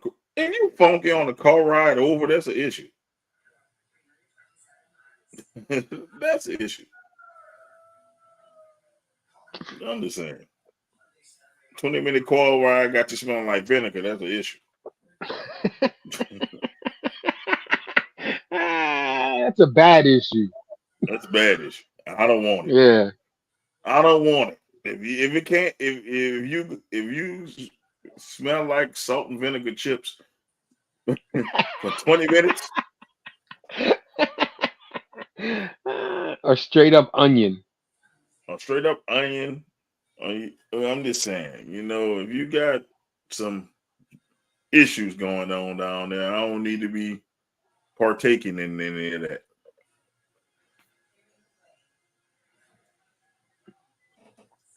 The salty vinegar is the flavor. Yeah. Okay. Might be time for shout-outs.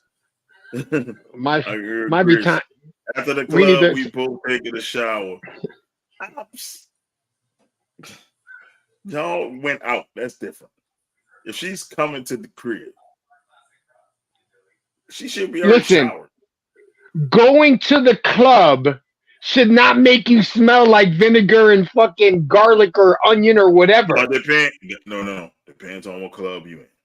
Sometimes, hey, I had to do a little wipe off before I, got after the club days. You know what I'm saying? You do a little wipe off. But be hot there. You be wearing, back in the early 2000s, you wore the big ass jeans that was hot and shit, held in moisture. So you had to wipe off. I understood the club comment. But here's what it is. It happens. Sexy Red makes music for girls who Febreze their drawers instead of washing. What kind of girls are you fucking messing with? I've never heard that. Didn't he just say Sexy Red was sexy, and now he's saying she makes music for bitches that Febreze their panties instead of wash them? I'm just saying, like, I have never heard any chicks Febreze in their panties, bro. Like, there's any chicks watching here.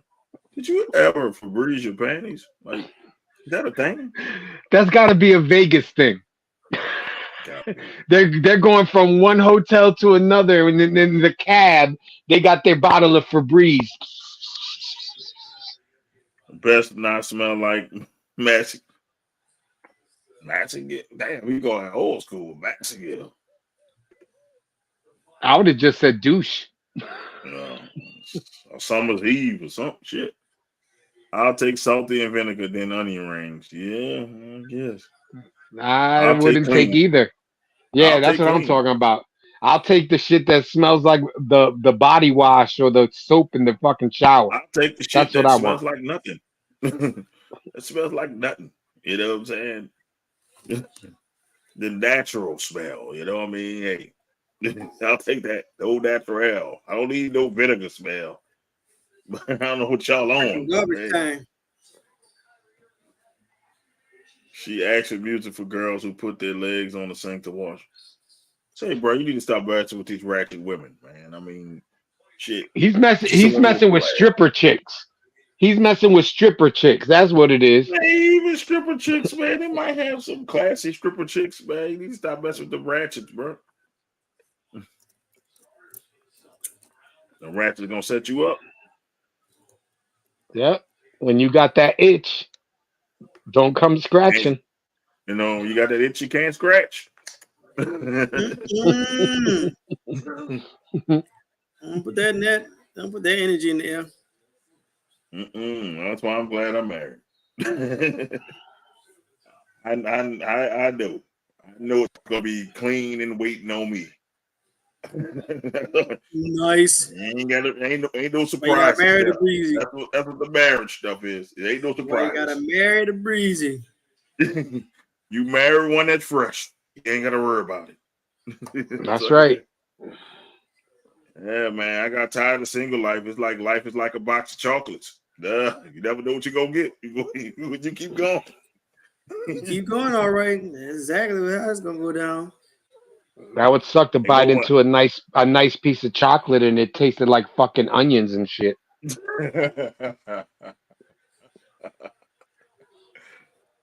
Motherfucker, fucking like Thin Mints. It's like, yeah, you take it's a chocolate bar, you bite it, it's mint. It's mint. Ugh, some ass shit. Ugh.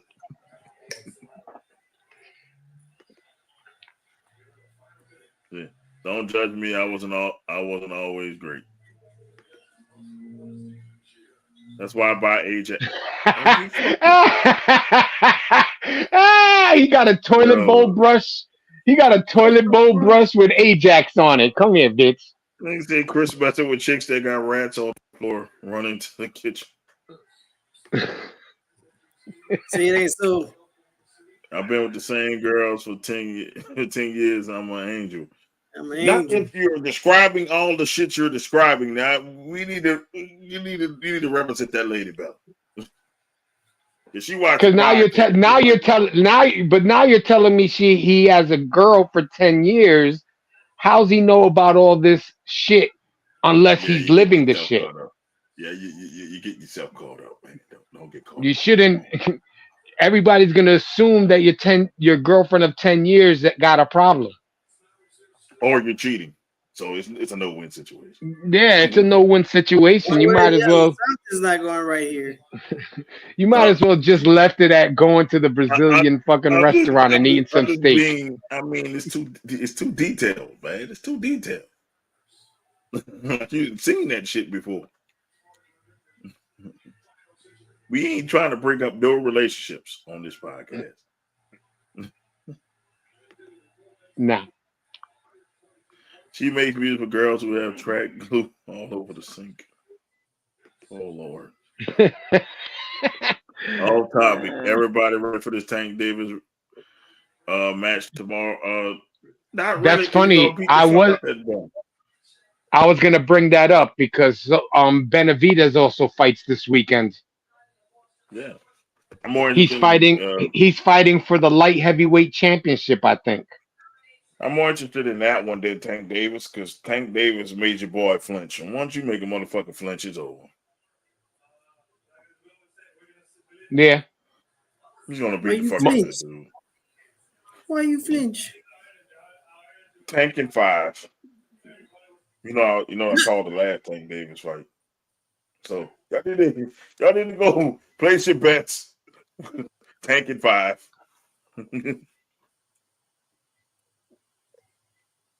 I don't know. Tank gonna drop that. I think Tank will win, but I don't know. I don't know about 5. Y'all remember last time I said Tank in 7? What happened? Tank in 7. Yep. Tank in 5. Tank in 5. What a time to be alive. Tank in 5. That's all I can tell you. Tank in 5. Don't put your money on it. Now, when that happens, you're going to be like, shit, just listen to both. Watch. Listen, if it comes out true, the next time you come with a prediction, I'll make a bet. But I don't think he's going to beat him in 5. Tank in 7. And what happened? Tank happened in 7. I know Eric is going to clip this. And if it happens, it's going to get released. Tank in 5. Ain't gonna be like, oh shit. I'm about to put a bet down, Tank in 5. Are they fighting on the same pay-per-view? Yeah, I think so. I hope so, because I would hate to have to jump from one nefarious means to another nefarious means. Because I already got to use nefarious means tomorrow morning. All my boxing people, tanking. Don't do it to yourselves. Don't do it to yourselves. No, don't listen to Mo, because when it doesn't happen in 5, because after 5, I'm hitting the chat quick. What happened?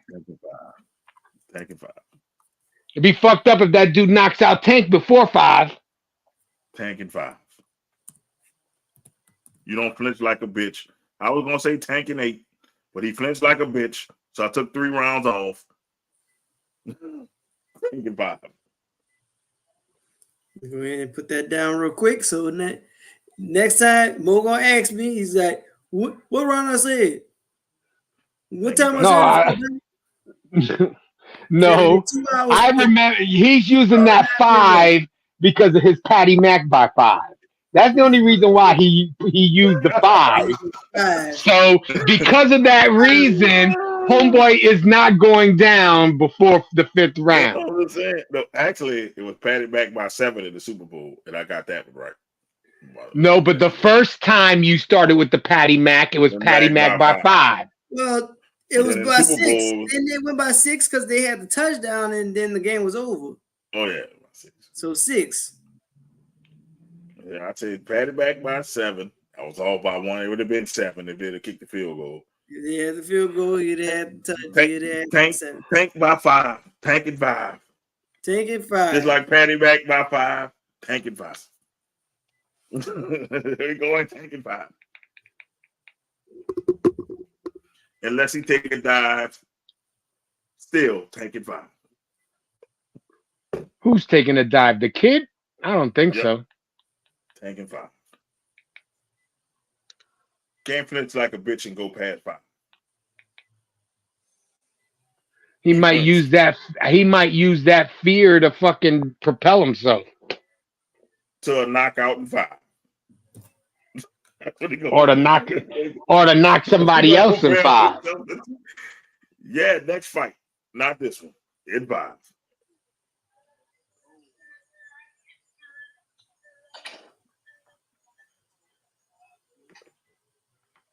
Let's see. Didn't think do his zesty dance video.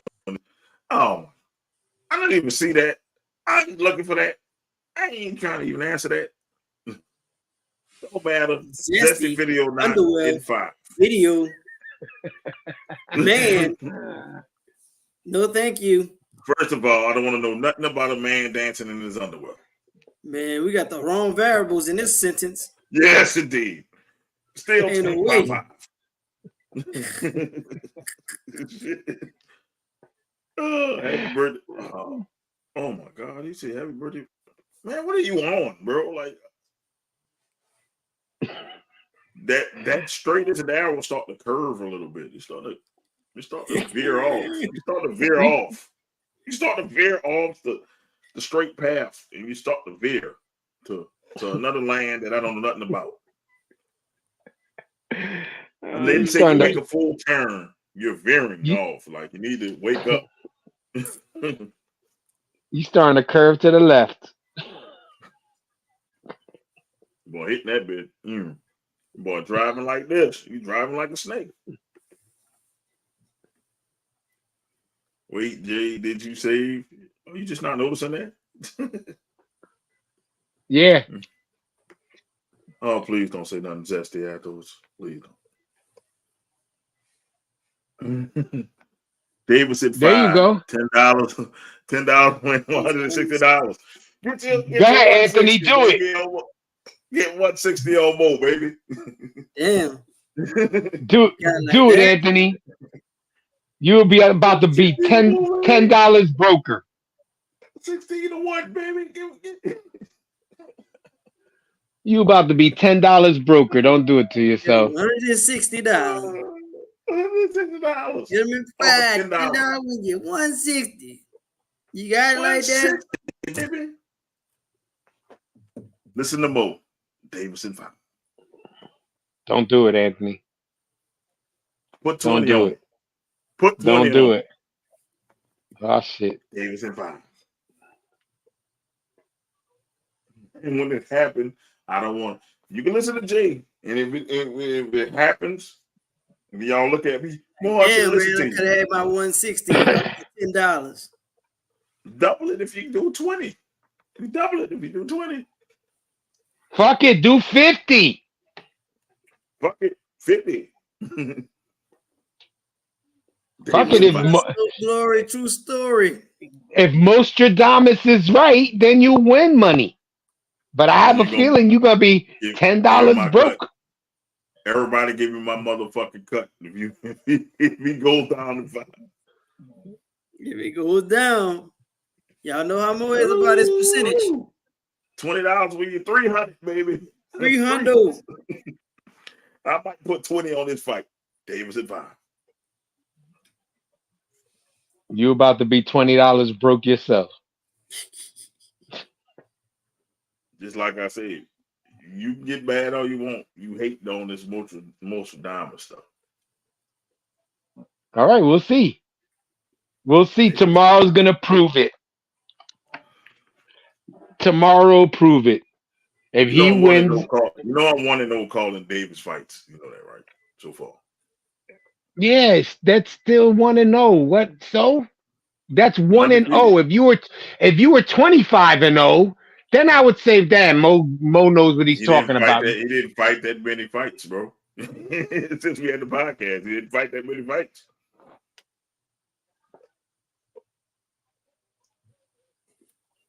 He was in 5. Nah, because I could have sworn we were on the podcast when he fought what's his name.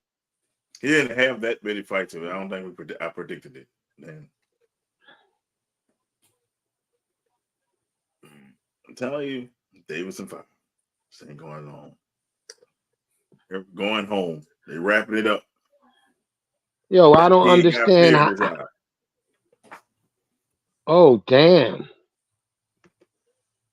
I'm watching the previews to the game, and why can't Dallas play like this all the motherfucking time? Almost belts come true in boxing in the NFL. How about this? And WWE. Because I'm perfect on the last 2 WWE events I never missed. So if you bet on WWE, listen to Mo. Davis in 5. Because Mo don't miss. Mo don't miss WWE things. And I told you, Patty Mac, it would have been by 7. But they fucking, I think I say 7 or 6. What did I say? 7. I think 7. Patty Mac by 7. If they would have kicked their extra point, 7. But they didn't, so it doesn't count. It counts. No, it don't. It's not on the scoreboard. It counts. I'm about to make sure. It fucking counts.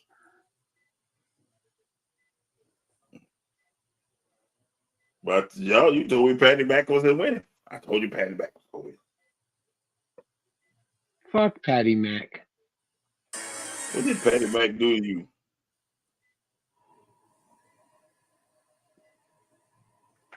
No, I said Patty Mac by 3. I did get it right. I know I got the Super Bowl right. You told me, yep, it was Patty Mac by 3. Cause I changed it from 5 to 3. I said it's gonna be a 3-point game. I said because they playing the damn 49ers. So I did get it right. I know I got the damn Super Bowl right. So go ahead, bet the fight. Bet the fight. Patty Mac by 5. Patty Mac by 5. Davis by 5. Tank by 5. TKO by 5. And how about Benavidez? Who's he fighting again? He's right. He's supposed to be. He moved up in weight. Yes, the NFL, the Super Bowl. I called the Super Bowl by 3, motherfucker. You didn't call it. You didn't call the Super Bowl by 3. I called it by 3.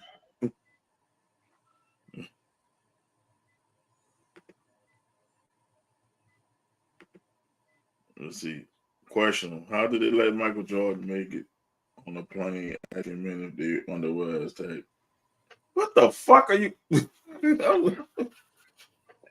the fuck are you talking about, man? Interesting. They wanted to. Michael Jordan wanted to make sure everybody was rocking his Hanes. Fuck. Cardi B and Sexy Red is doing the Summer's Eve commercial. Say, bro, put the fucking bottle down. And you talking to somebody who's drinking a big ass daiquiri? Put the fucking bottle down. You won the season because I was trying to be different. And I'm still looking for the world's smallest trophy for your ass. I know, and football season's about to start, so get on that. You fine, got time. I got time. Before we know it, it'll be August. Season starts in September. As long as I get it in before September, I'm good. Preseason don't count. Patty Mac by 3. And by 5.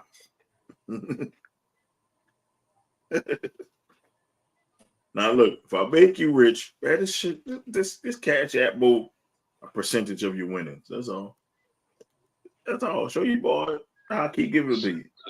So are you going to give them money if they lose? Fuck no. You should have listened to me. Exactly. Don't listen to Mo.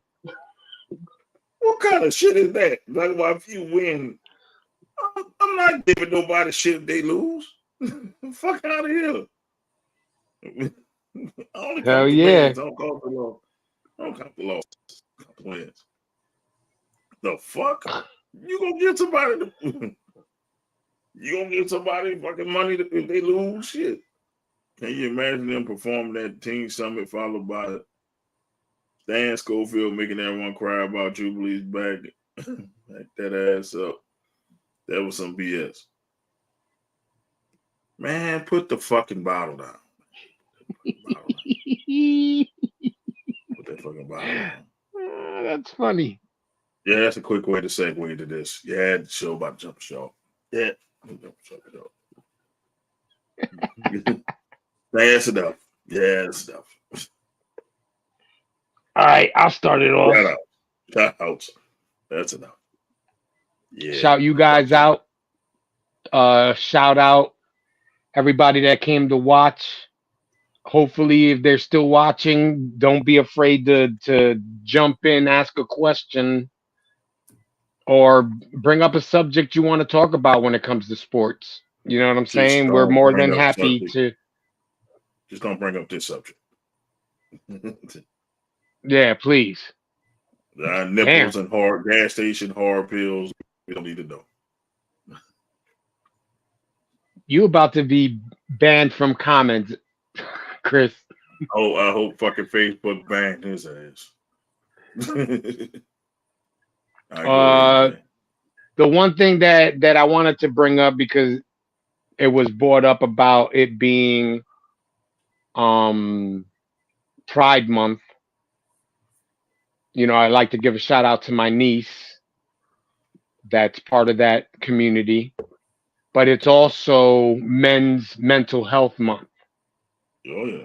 And I know that it's been brought up before, and just know that, you know, anybody out there that needs to talk or whatever, you can more than happy bring up a subject. We're more than happy to talk about that than Brazilian steakhouses and meat and dirty douches and the whole 9 yards. Yeah, pretty much. You know what I'm saying? So if anybody out there, if you ever think that you need somebody to talk to, even, you know, try to hit us up privately and, you know, and voice your whatever it is that's wrong. Maybe we can come up with a solution or help you steer you in the right direction. So that's my shout outs for tonight. Eric?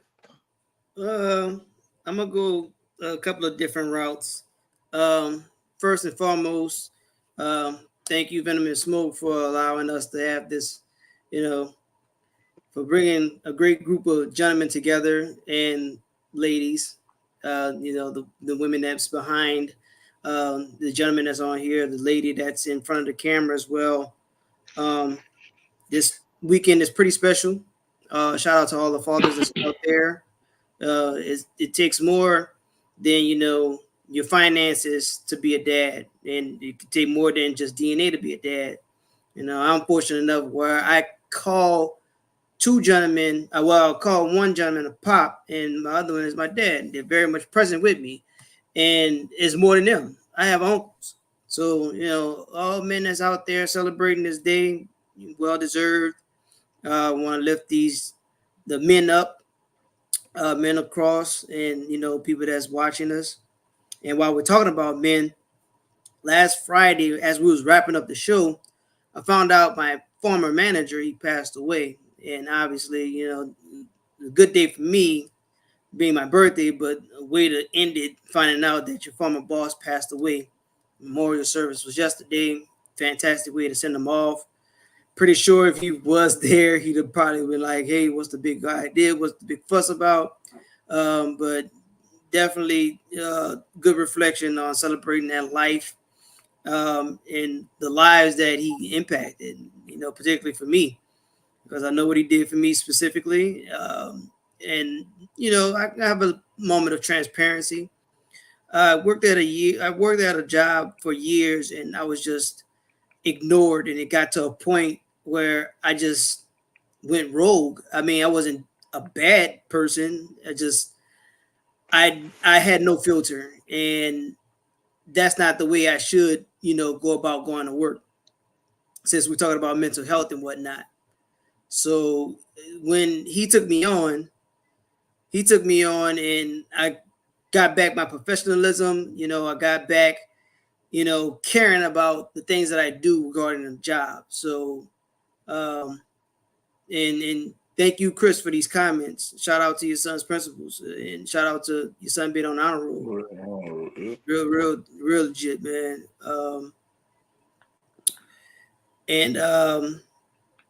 I like I said, with the birthdays and whatnot, I'll save it for the end of the month. But I have a cousin whose birthday is today, so happy birthday to my cousin, my big cousin. Love you dearly, love you to life, baby girl. I had a sports one, and I lost the thought. No, I remember now. It's regarding for CEO, because CEO wears so many hats. He makes it look so easy, but to come on for every show, to allow the comments, to allow us to have our thoughts. And I mean, this is not as easy as he makes it look. So I wanted to definitely give the CEO his flowers. We especially in this, we're talking about gentlemen and mental health and whatnot. But yeah, that's what I'm going to do for the wrapping it up for my shout outs for the week. Thank you, everybody, for tuning in. Oh, man, appreciate that one. I got a shout out, man. Feel good. Man, thank y'all, fellas, as always, for coming on. Hey, Eric was on time today, so we're going to shout that one out, too. He was on time today. So, hey, that was good. Man, shout out to the people that came on the show last night. Hey, that was a banger of a show. So if you want to check it out, go on our page, and you'll see the interview we had last night. It was a banger of a show. We ain't gonna lie. It was longer than I expected. But hey, when you got something hot, you just let it roll. Thank y'all for going on the show. This is this is part of the year that's tough to find content, because it's that weird spot, basketball ending, and then you're gonna have, you gotta wait the football season. And it's that little weird area that you gotta struggle for content and stuff when you do a sports show.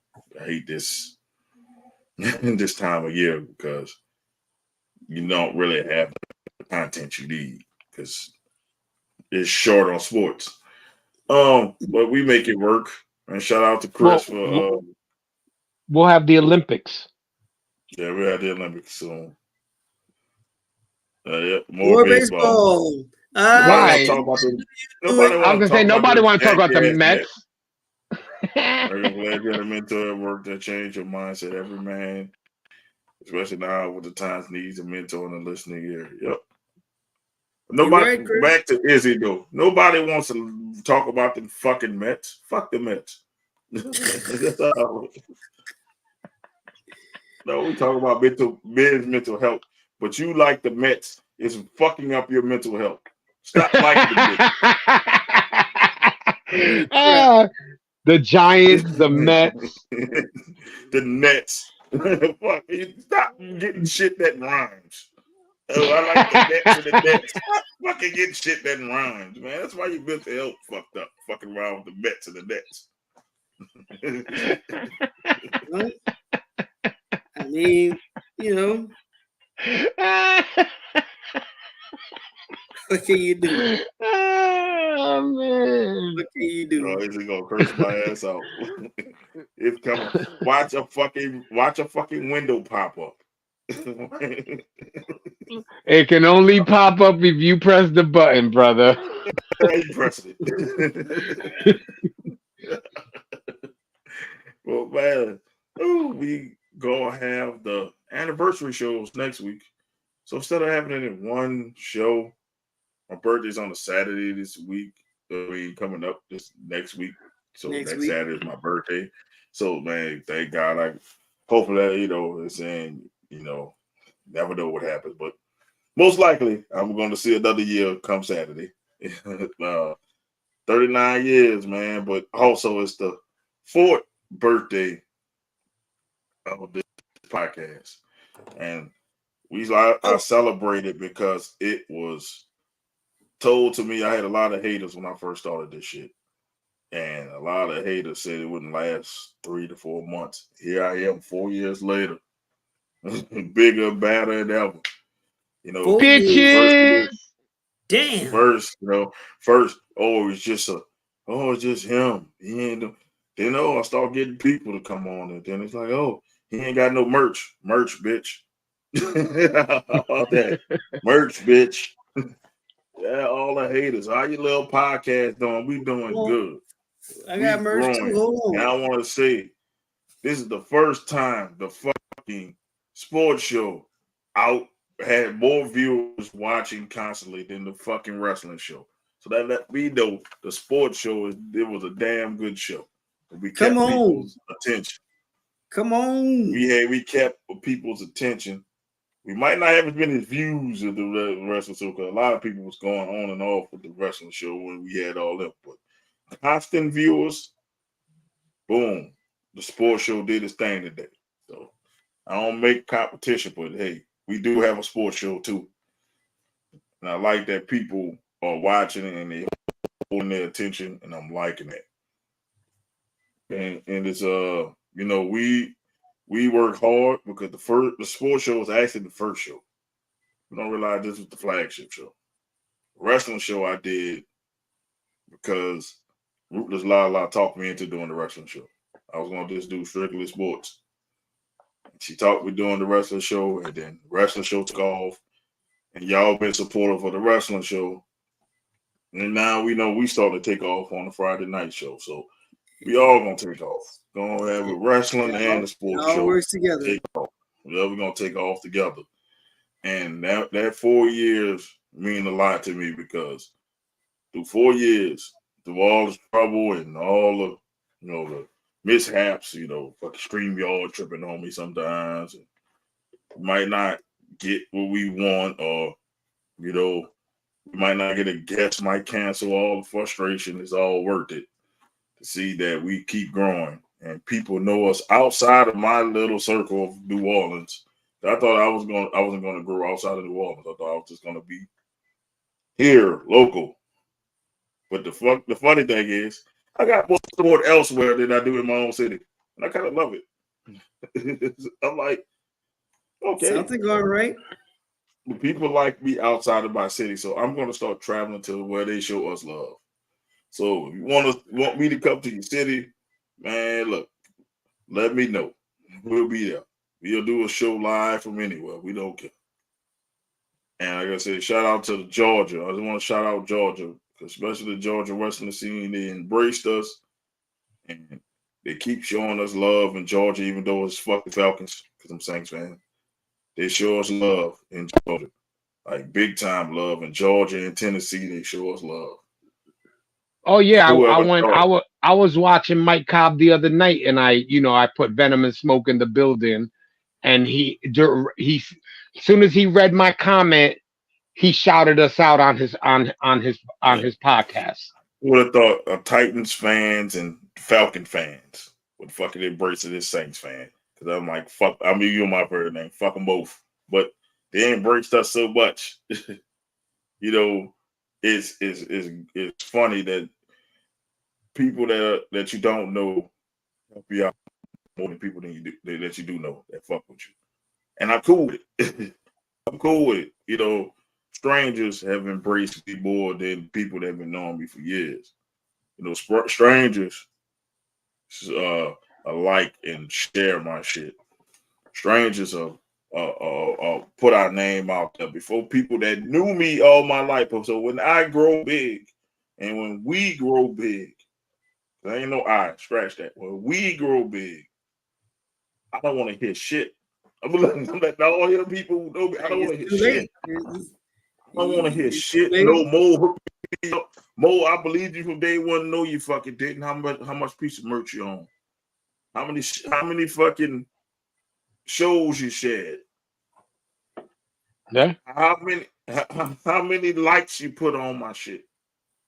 It takes literally nothing to like and share somebody's shit, but you're a share motherfucker. You don't know shit. True that. That's why everybody who fucks with me, I try to share their shit. I don't care if I even don't agree with it. I share it. I like it. I big them up. Like, Smart Psychology Podcast. Bro, like, hey, they invited me on their show, so I'm gonna start inviting them on my shit. It's reciprocal. Sure. Just like Toxic Masculinity Issues podcast, they always shouting us out or liking or sharing something. Sharing. Cool. When Chris got his Chris got his lives. He do. Thank you for coming on and talking to us, Chris. Even though you talk about some shit that veer left and right, all across the roads. Well, thank you. I appreciate it. I mean, hey, you ain't here doing it though. Hey, your comments count.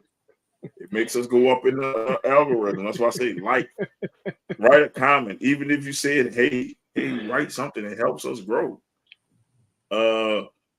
He keeps us educated on the meat scene. Man, shout out to Southern States Pro. Shout out to No Limit Pro. I'm just trying to think of all the people that ACW, man. Thank y'all for looking out for us, man. Ruthless Lala and Prolific, man. Thank y'all for shouting us out and stuff like that, man. It's a lot of people that fuck with us that I didn't know maybe 4 years ago. I didn't know. They didn't know we exist. I didn't know they exist. And they're like family. And when I say Venom family, that's people who shows loyalty. Like, you know what? I'm gonna share Venom and Smoke shit because I fuck with these guys. I'm gonna say their name on my platform because I fuck with these guys. You know what I'm saying? Tiberius, he share our shit too. Thank you for that.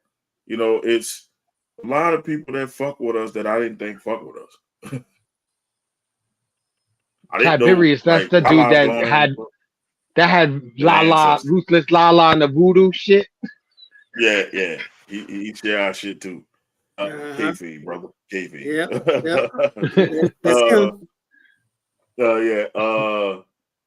Yeah, man. Look at Lala, man. She's about to do a press conference at a major wrestling event. They reached out to us. I didn't reach out to them. They reached out to us to cover the shit. Because they fuck with our content. Oh, nice. That's one tomorrow, right? Yeah, Sunday. I was supposed to go, but I couldn't find a plane ticket that would return me back in time to go to work. So that's why Lala's doing it. And yeah, people gonna be like, well, what your little podcast doing? Lil, ain't nothing Lil about both. I dream big and I think big, man. That's what it is. And we doing big shit. Our name will be out there. We will have somebody. We have a press pass, bitch. We part of the press. So yes, sir. So I tell people this in these 4 years, man. Thank y'all for rocking with us. Thank y'all for listening to us. You know, we sometimes share our personal stories on this podcast. We hear y'all personal stories on this podcast. We like hearing it. Hey, man, thank y'all for camera too. Y'all made a whole segment that y'all send me pictures that get me in trouble with my wife, but hey, I do it for y'all. The people what they want. I did it for The Rock. I'm just saying, it's in these 4 years, it means a lot because it's like people thought I was going to quit this in a month or two. Especially the last podcast I went, it was a lot of hate. Now they become some of my fans. They like it shit sometimes, and I heard them talking shit about me, but I ain't let it trip. You know, some people talking shit about me. I ain't let it trip. I did my own thing, stayed my own lane, and I love, you know, the Venom style was me. And I ain't tripped. They still use my Venom style on this shit. I ain't tripped. That's some shit me and Nasty came up with.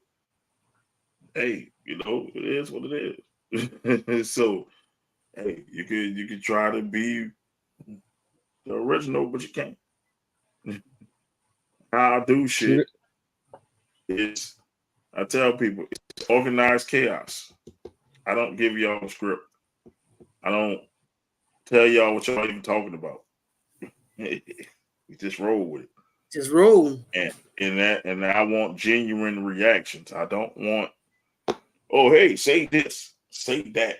Nah, say you is you. Yep. And that's what I like. Is that everybody here is their genuine self here. And that's why people like on the wrestling show, like coming on the wrestling show, and they told us this before I wrap it up. They told me this. They said, I like coming on your show because you allow us to be ourselves. We don't have to be a character. We can be That's ourselves. real. That's real. And they love it. And they love they come on, talk their shit. Don't be censored. Like last night, I think when somebody said, can I say that on here? Yes, you can. Hey. You can say what you want as long as you don't say anything that's too bad. And we roll with it. But for the next, I hope we have the next 50 years of Venom and Smoke podcast, and we could pass it down to our children. You know what I'm saying? And it'll be something started here, then give it all to our children. Our children make it big. Make it bigger than what it is. Yes. And, most definitely. It can be like, yeah, I can hand this off. You can do what you do with it. This is how you do it. You do what you do with it. So I'm building this so it can last, test of time. So it won't just be, oh, it's Mo. Mo, why you on every show, Mo? Because I gotta click the buttons. Like I said, there's so many hats that he wear doing this. See, people like Eric said, people don't realize what I do. I have to fucking stay on task. Sometimes I have to look up stats.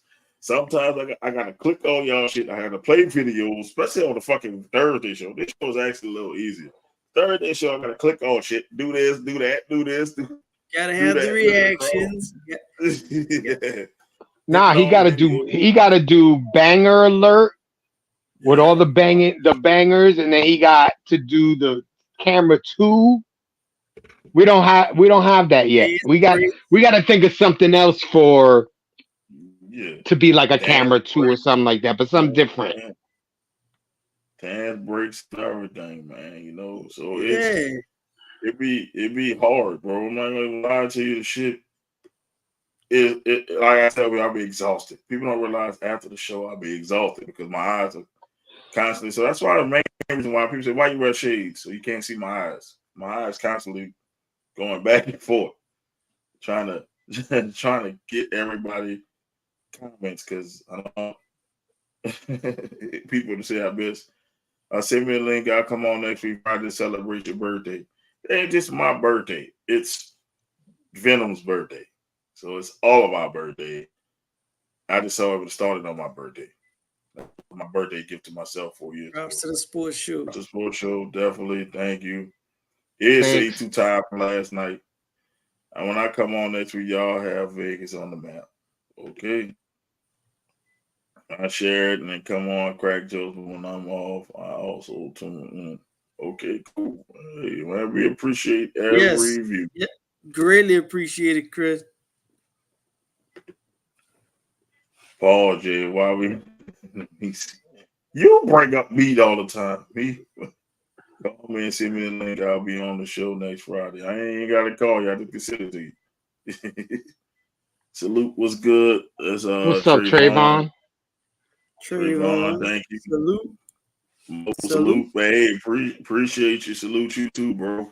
And like I said, I thank everybody who watched this, man. Like, because we're gonna put on. Look, we're gonna put on for y'all, whether it's one person or a million people watch. Oh Lord, I found out he's part of the cult. The cult showed up. The celebration is over. Hater Jay, salute. Thank you. Salute to you. Y'all have a deal. Y'all didn't realize you didn't come last week. It was Doc Eric's birthday last Friday. Where were you, Trayvon? Before we get off here, where were you and the rest of the cult? It was Doc Eric's birthday. Did you give him an offering? Did you buy the merch? Word, did you buy the merch? Buy merch. As a matter of fact, Mo, why don't you show them the merch? So I was already on it, Jay. I was on it. Did you buy the merch? Did you buy the merch? Did you buy the merch for your Lord and Savior? Did you buy it? Did you buy the coffee mug? Did you buy the hoodie? Did you buy the sweatshirt? Did you buy it? So much merch. Did you buy the haters merch? Hate you. I hate you merch. I'm just saying we got to do merch. Did you buy the arms out Friday shirts? Hey, that's Bowls too. Arms out Friday, even though I have my arms out in a minute, but arms out Friday shirt. Arms out Fridays. There it is. Shit. This week the weather's gonna be arms out because I heard a couple of days this week going up to like 90. Oh man, it was 99 today. Oof. Man. Every day is the Lord's birthday. Nope, it was June 7th. It was June 7th. Yep. He only gets one day a year. Come on now. You won. It's June 7th. You better go on and buy it. Link is in the bio of this thing. I'm their spirit. Doc Eric, bless us all. Doc Eric, gonna hit you with one of these.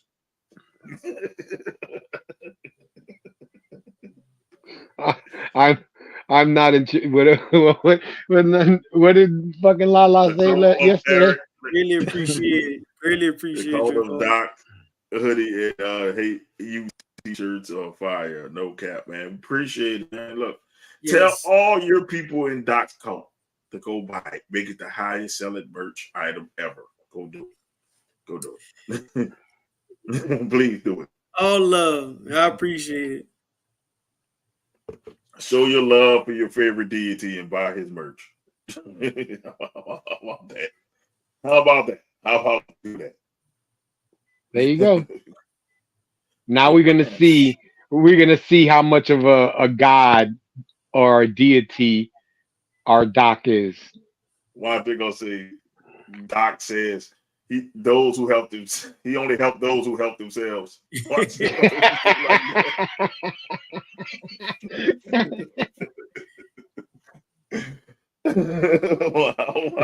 Watch. Oh shit, man. I am second in command of the Lord Eric's Holy Guards. You got Holy Guards? Man. Damn, you got the Holy Guard too? I got the guards too? Man. Damn, where were they last week? Doc was lit. He turned water into a daiquiri. Yeah, he did. Listen, he made that daiquiri a shot. It wasn't even a whole daiquiri. Come on, he took the fucking cup to the refrigerator.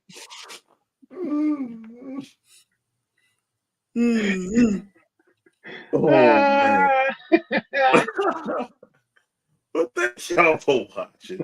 We'll be back Thursday with the celebration of the 4-year anniversary and other recap from wrestling. And Friday, we're going to continue the celebration of the 4 years and, talk about whatever sports. We're probably going to have a new champion then, so we'll talk about that.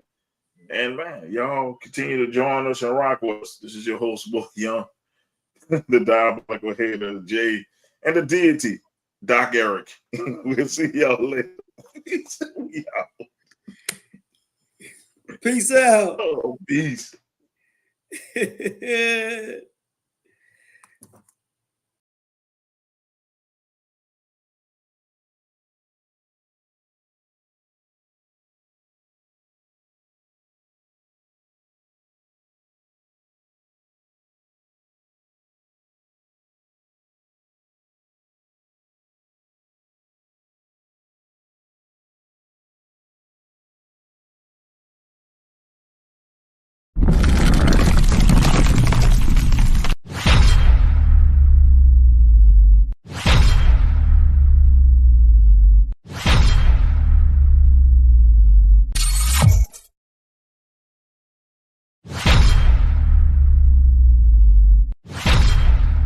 And if you see me keep looking over my shoulder, I gotta watch my back. See, oh, she egged me.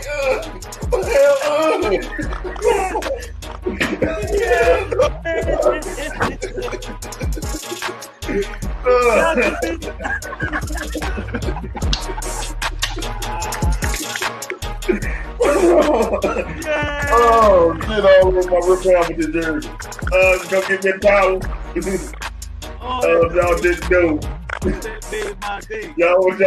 You fucking owners have handled Judge, Gentleman, retired? Come on! He should have been fired before the fucking season! Joe Judge, quarterback sneak on not one, but 2 times from the fucking 5-yard line! And we're talking echelon, it's going to be Yankees first, Giants second, Jets third, Mets last. No! Wait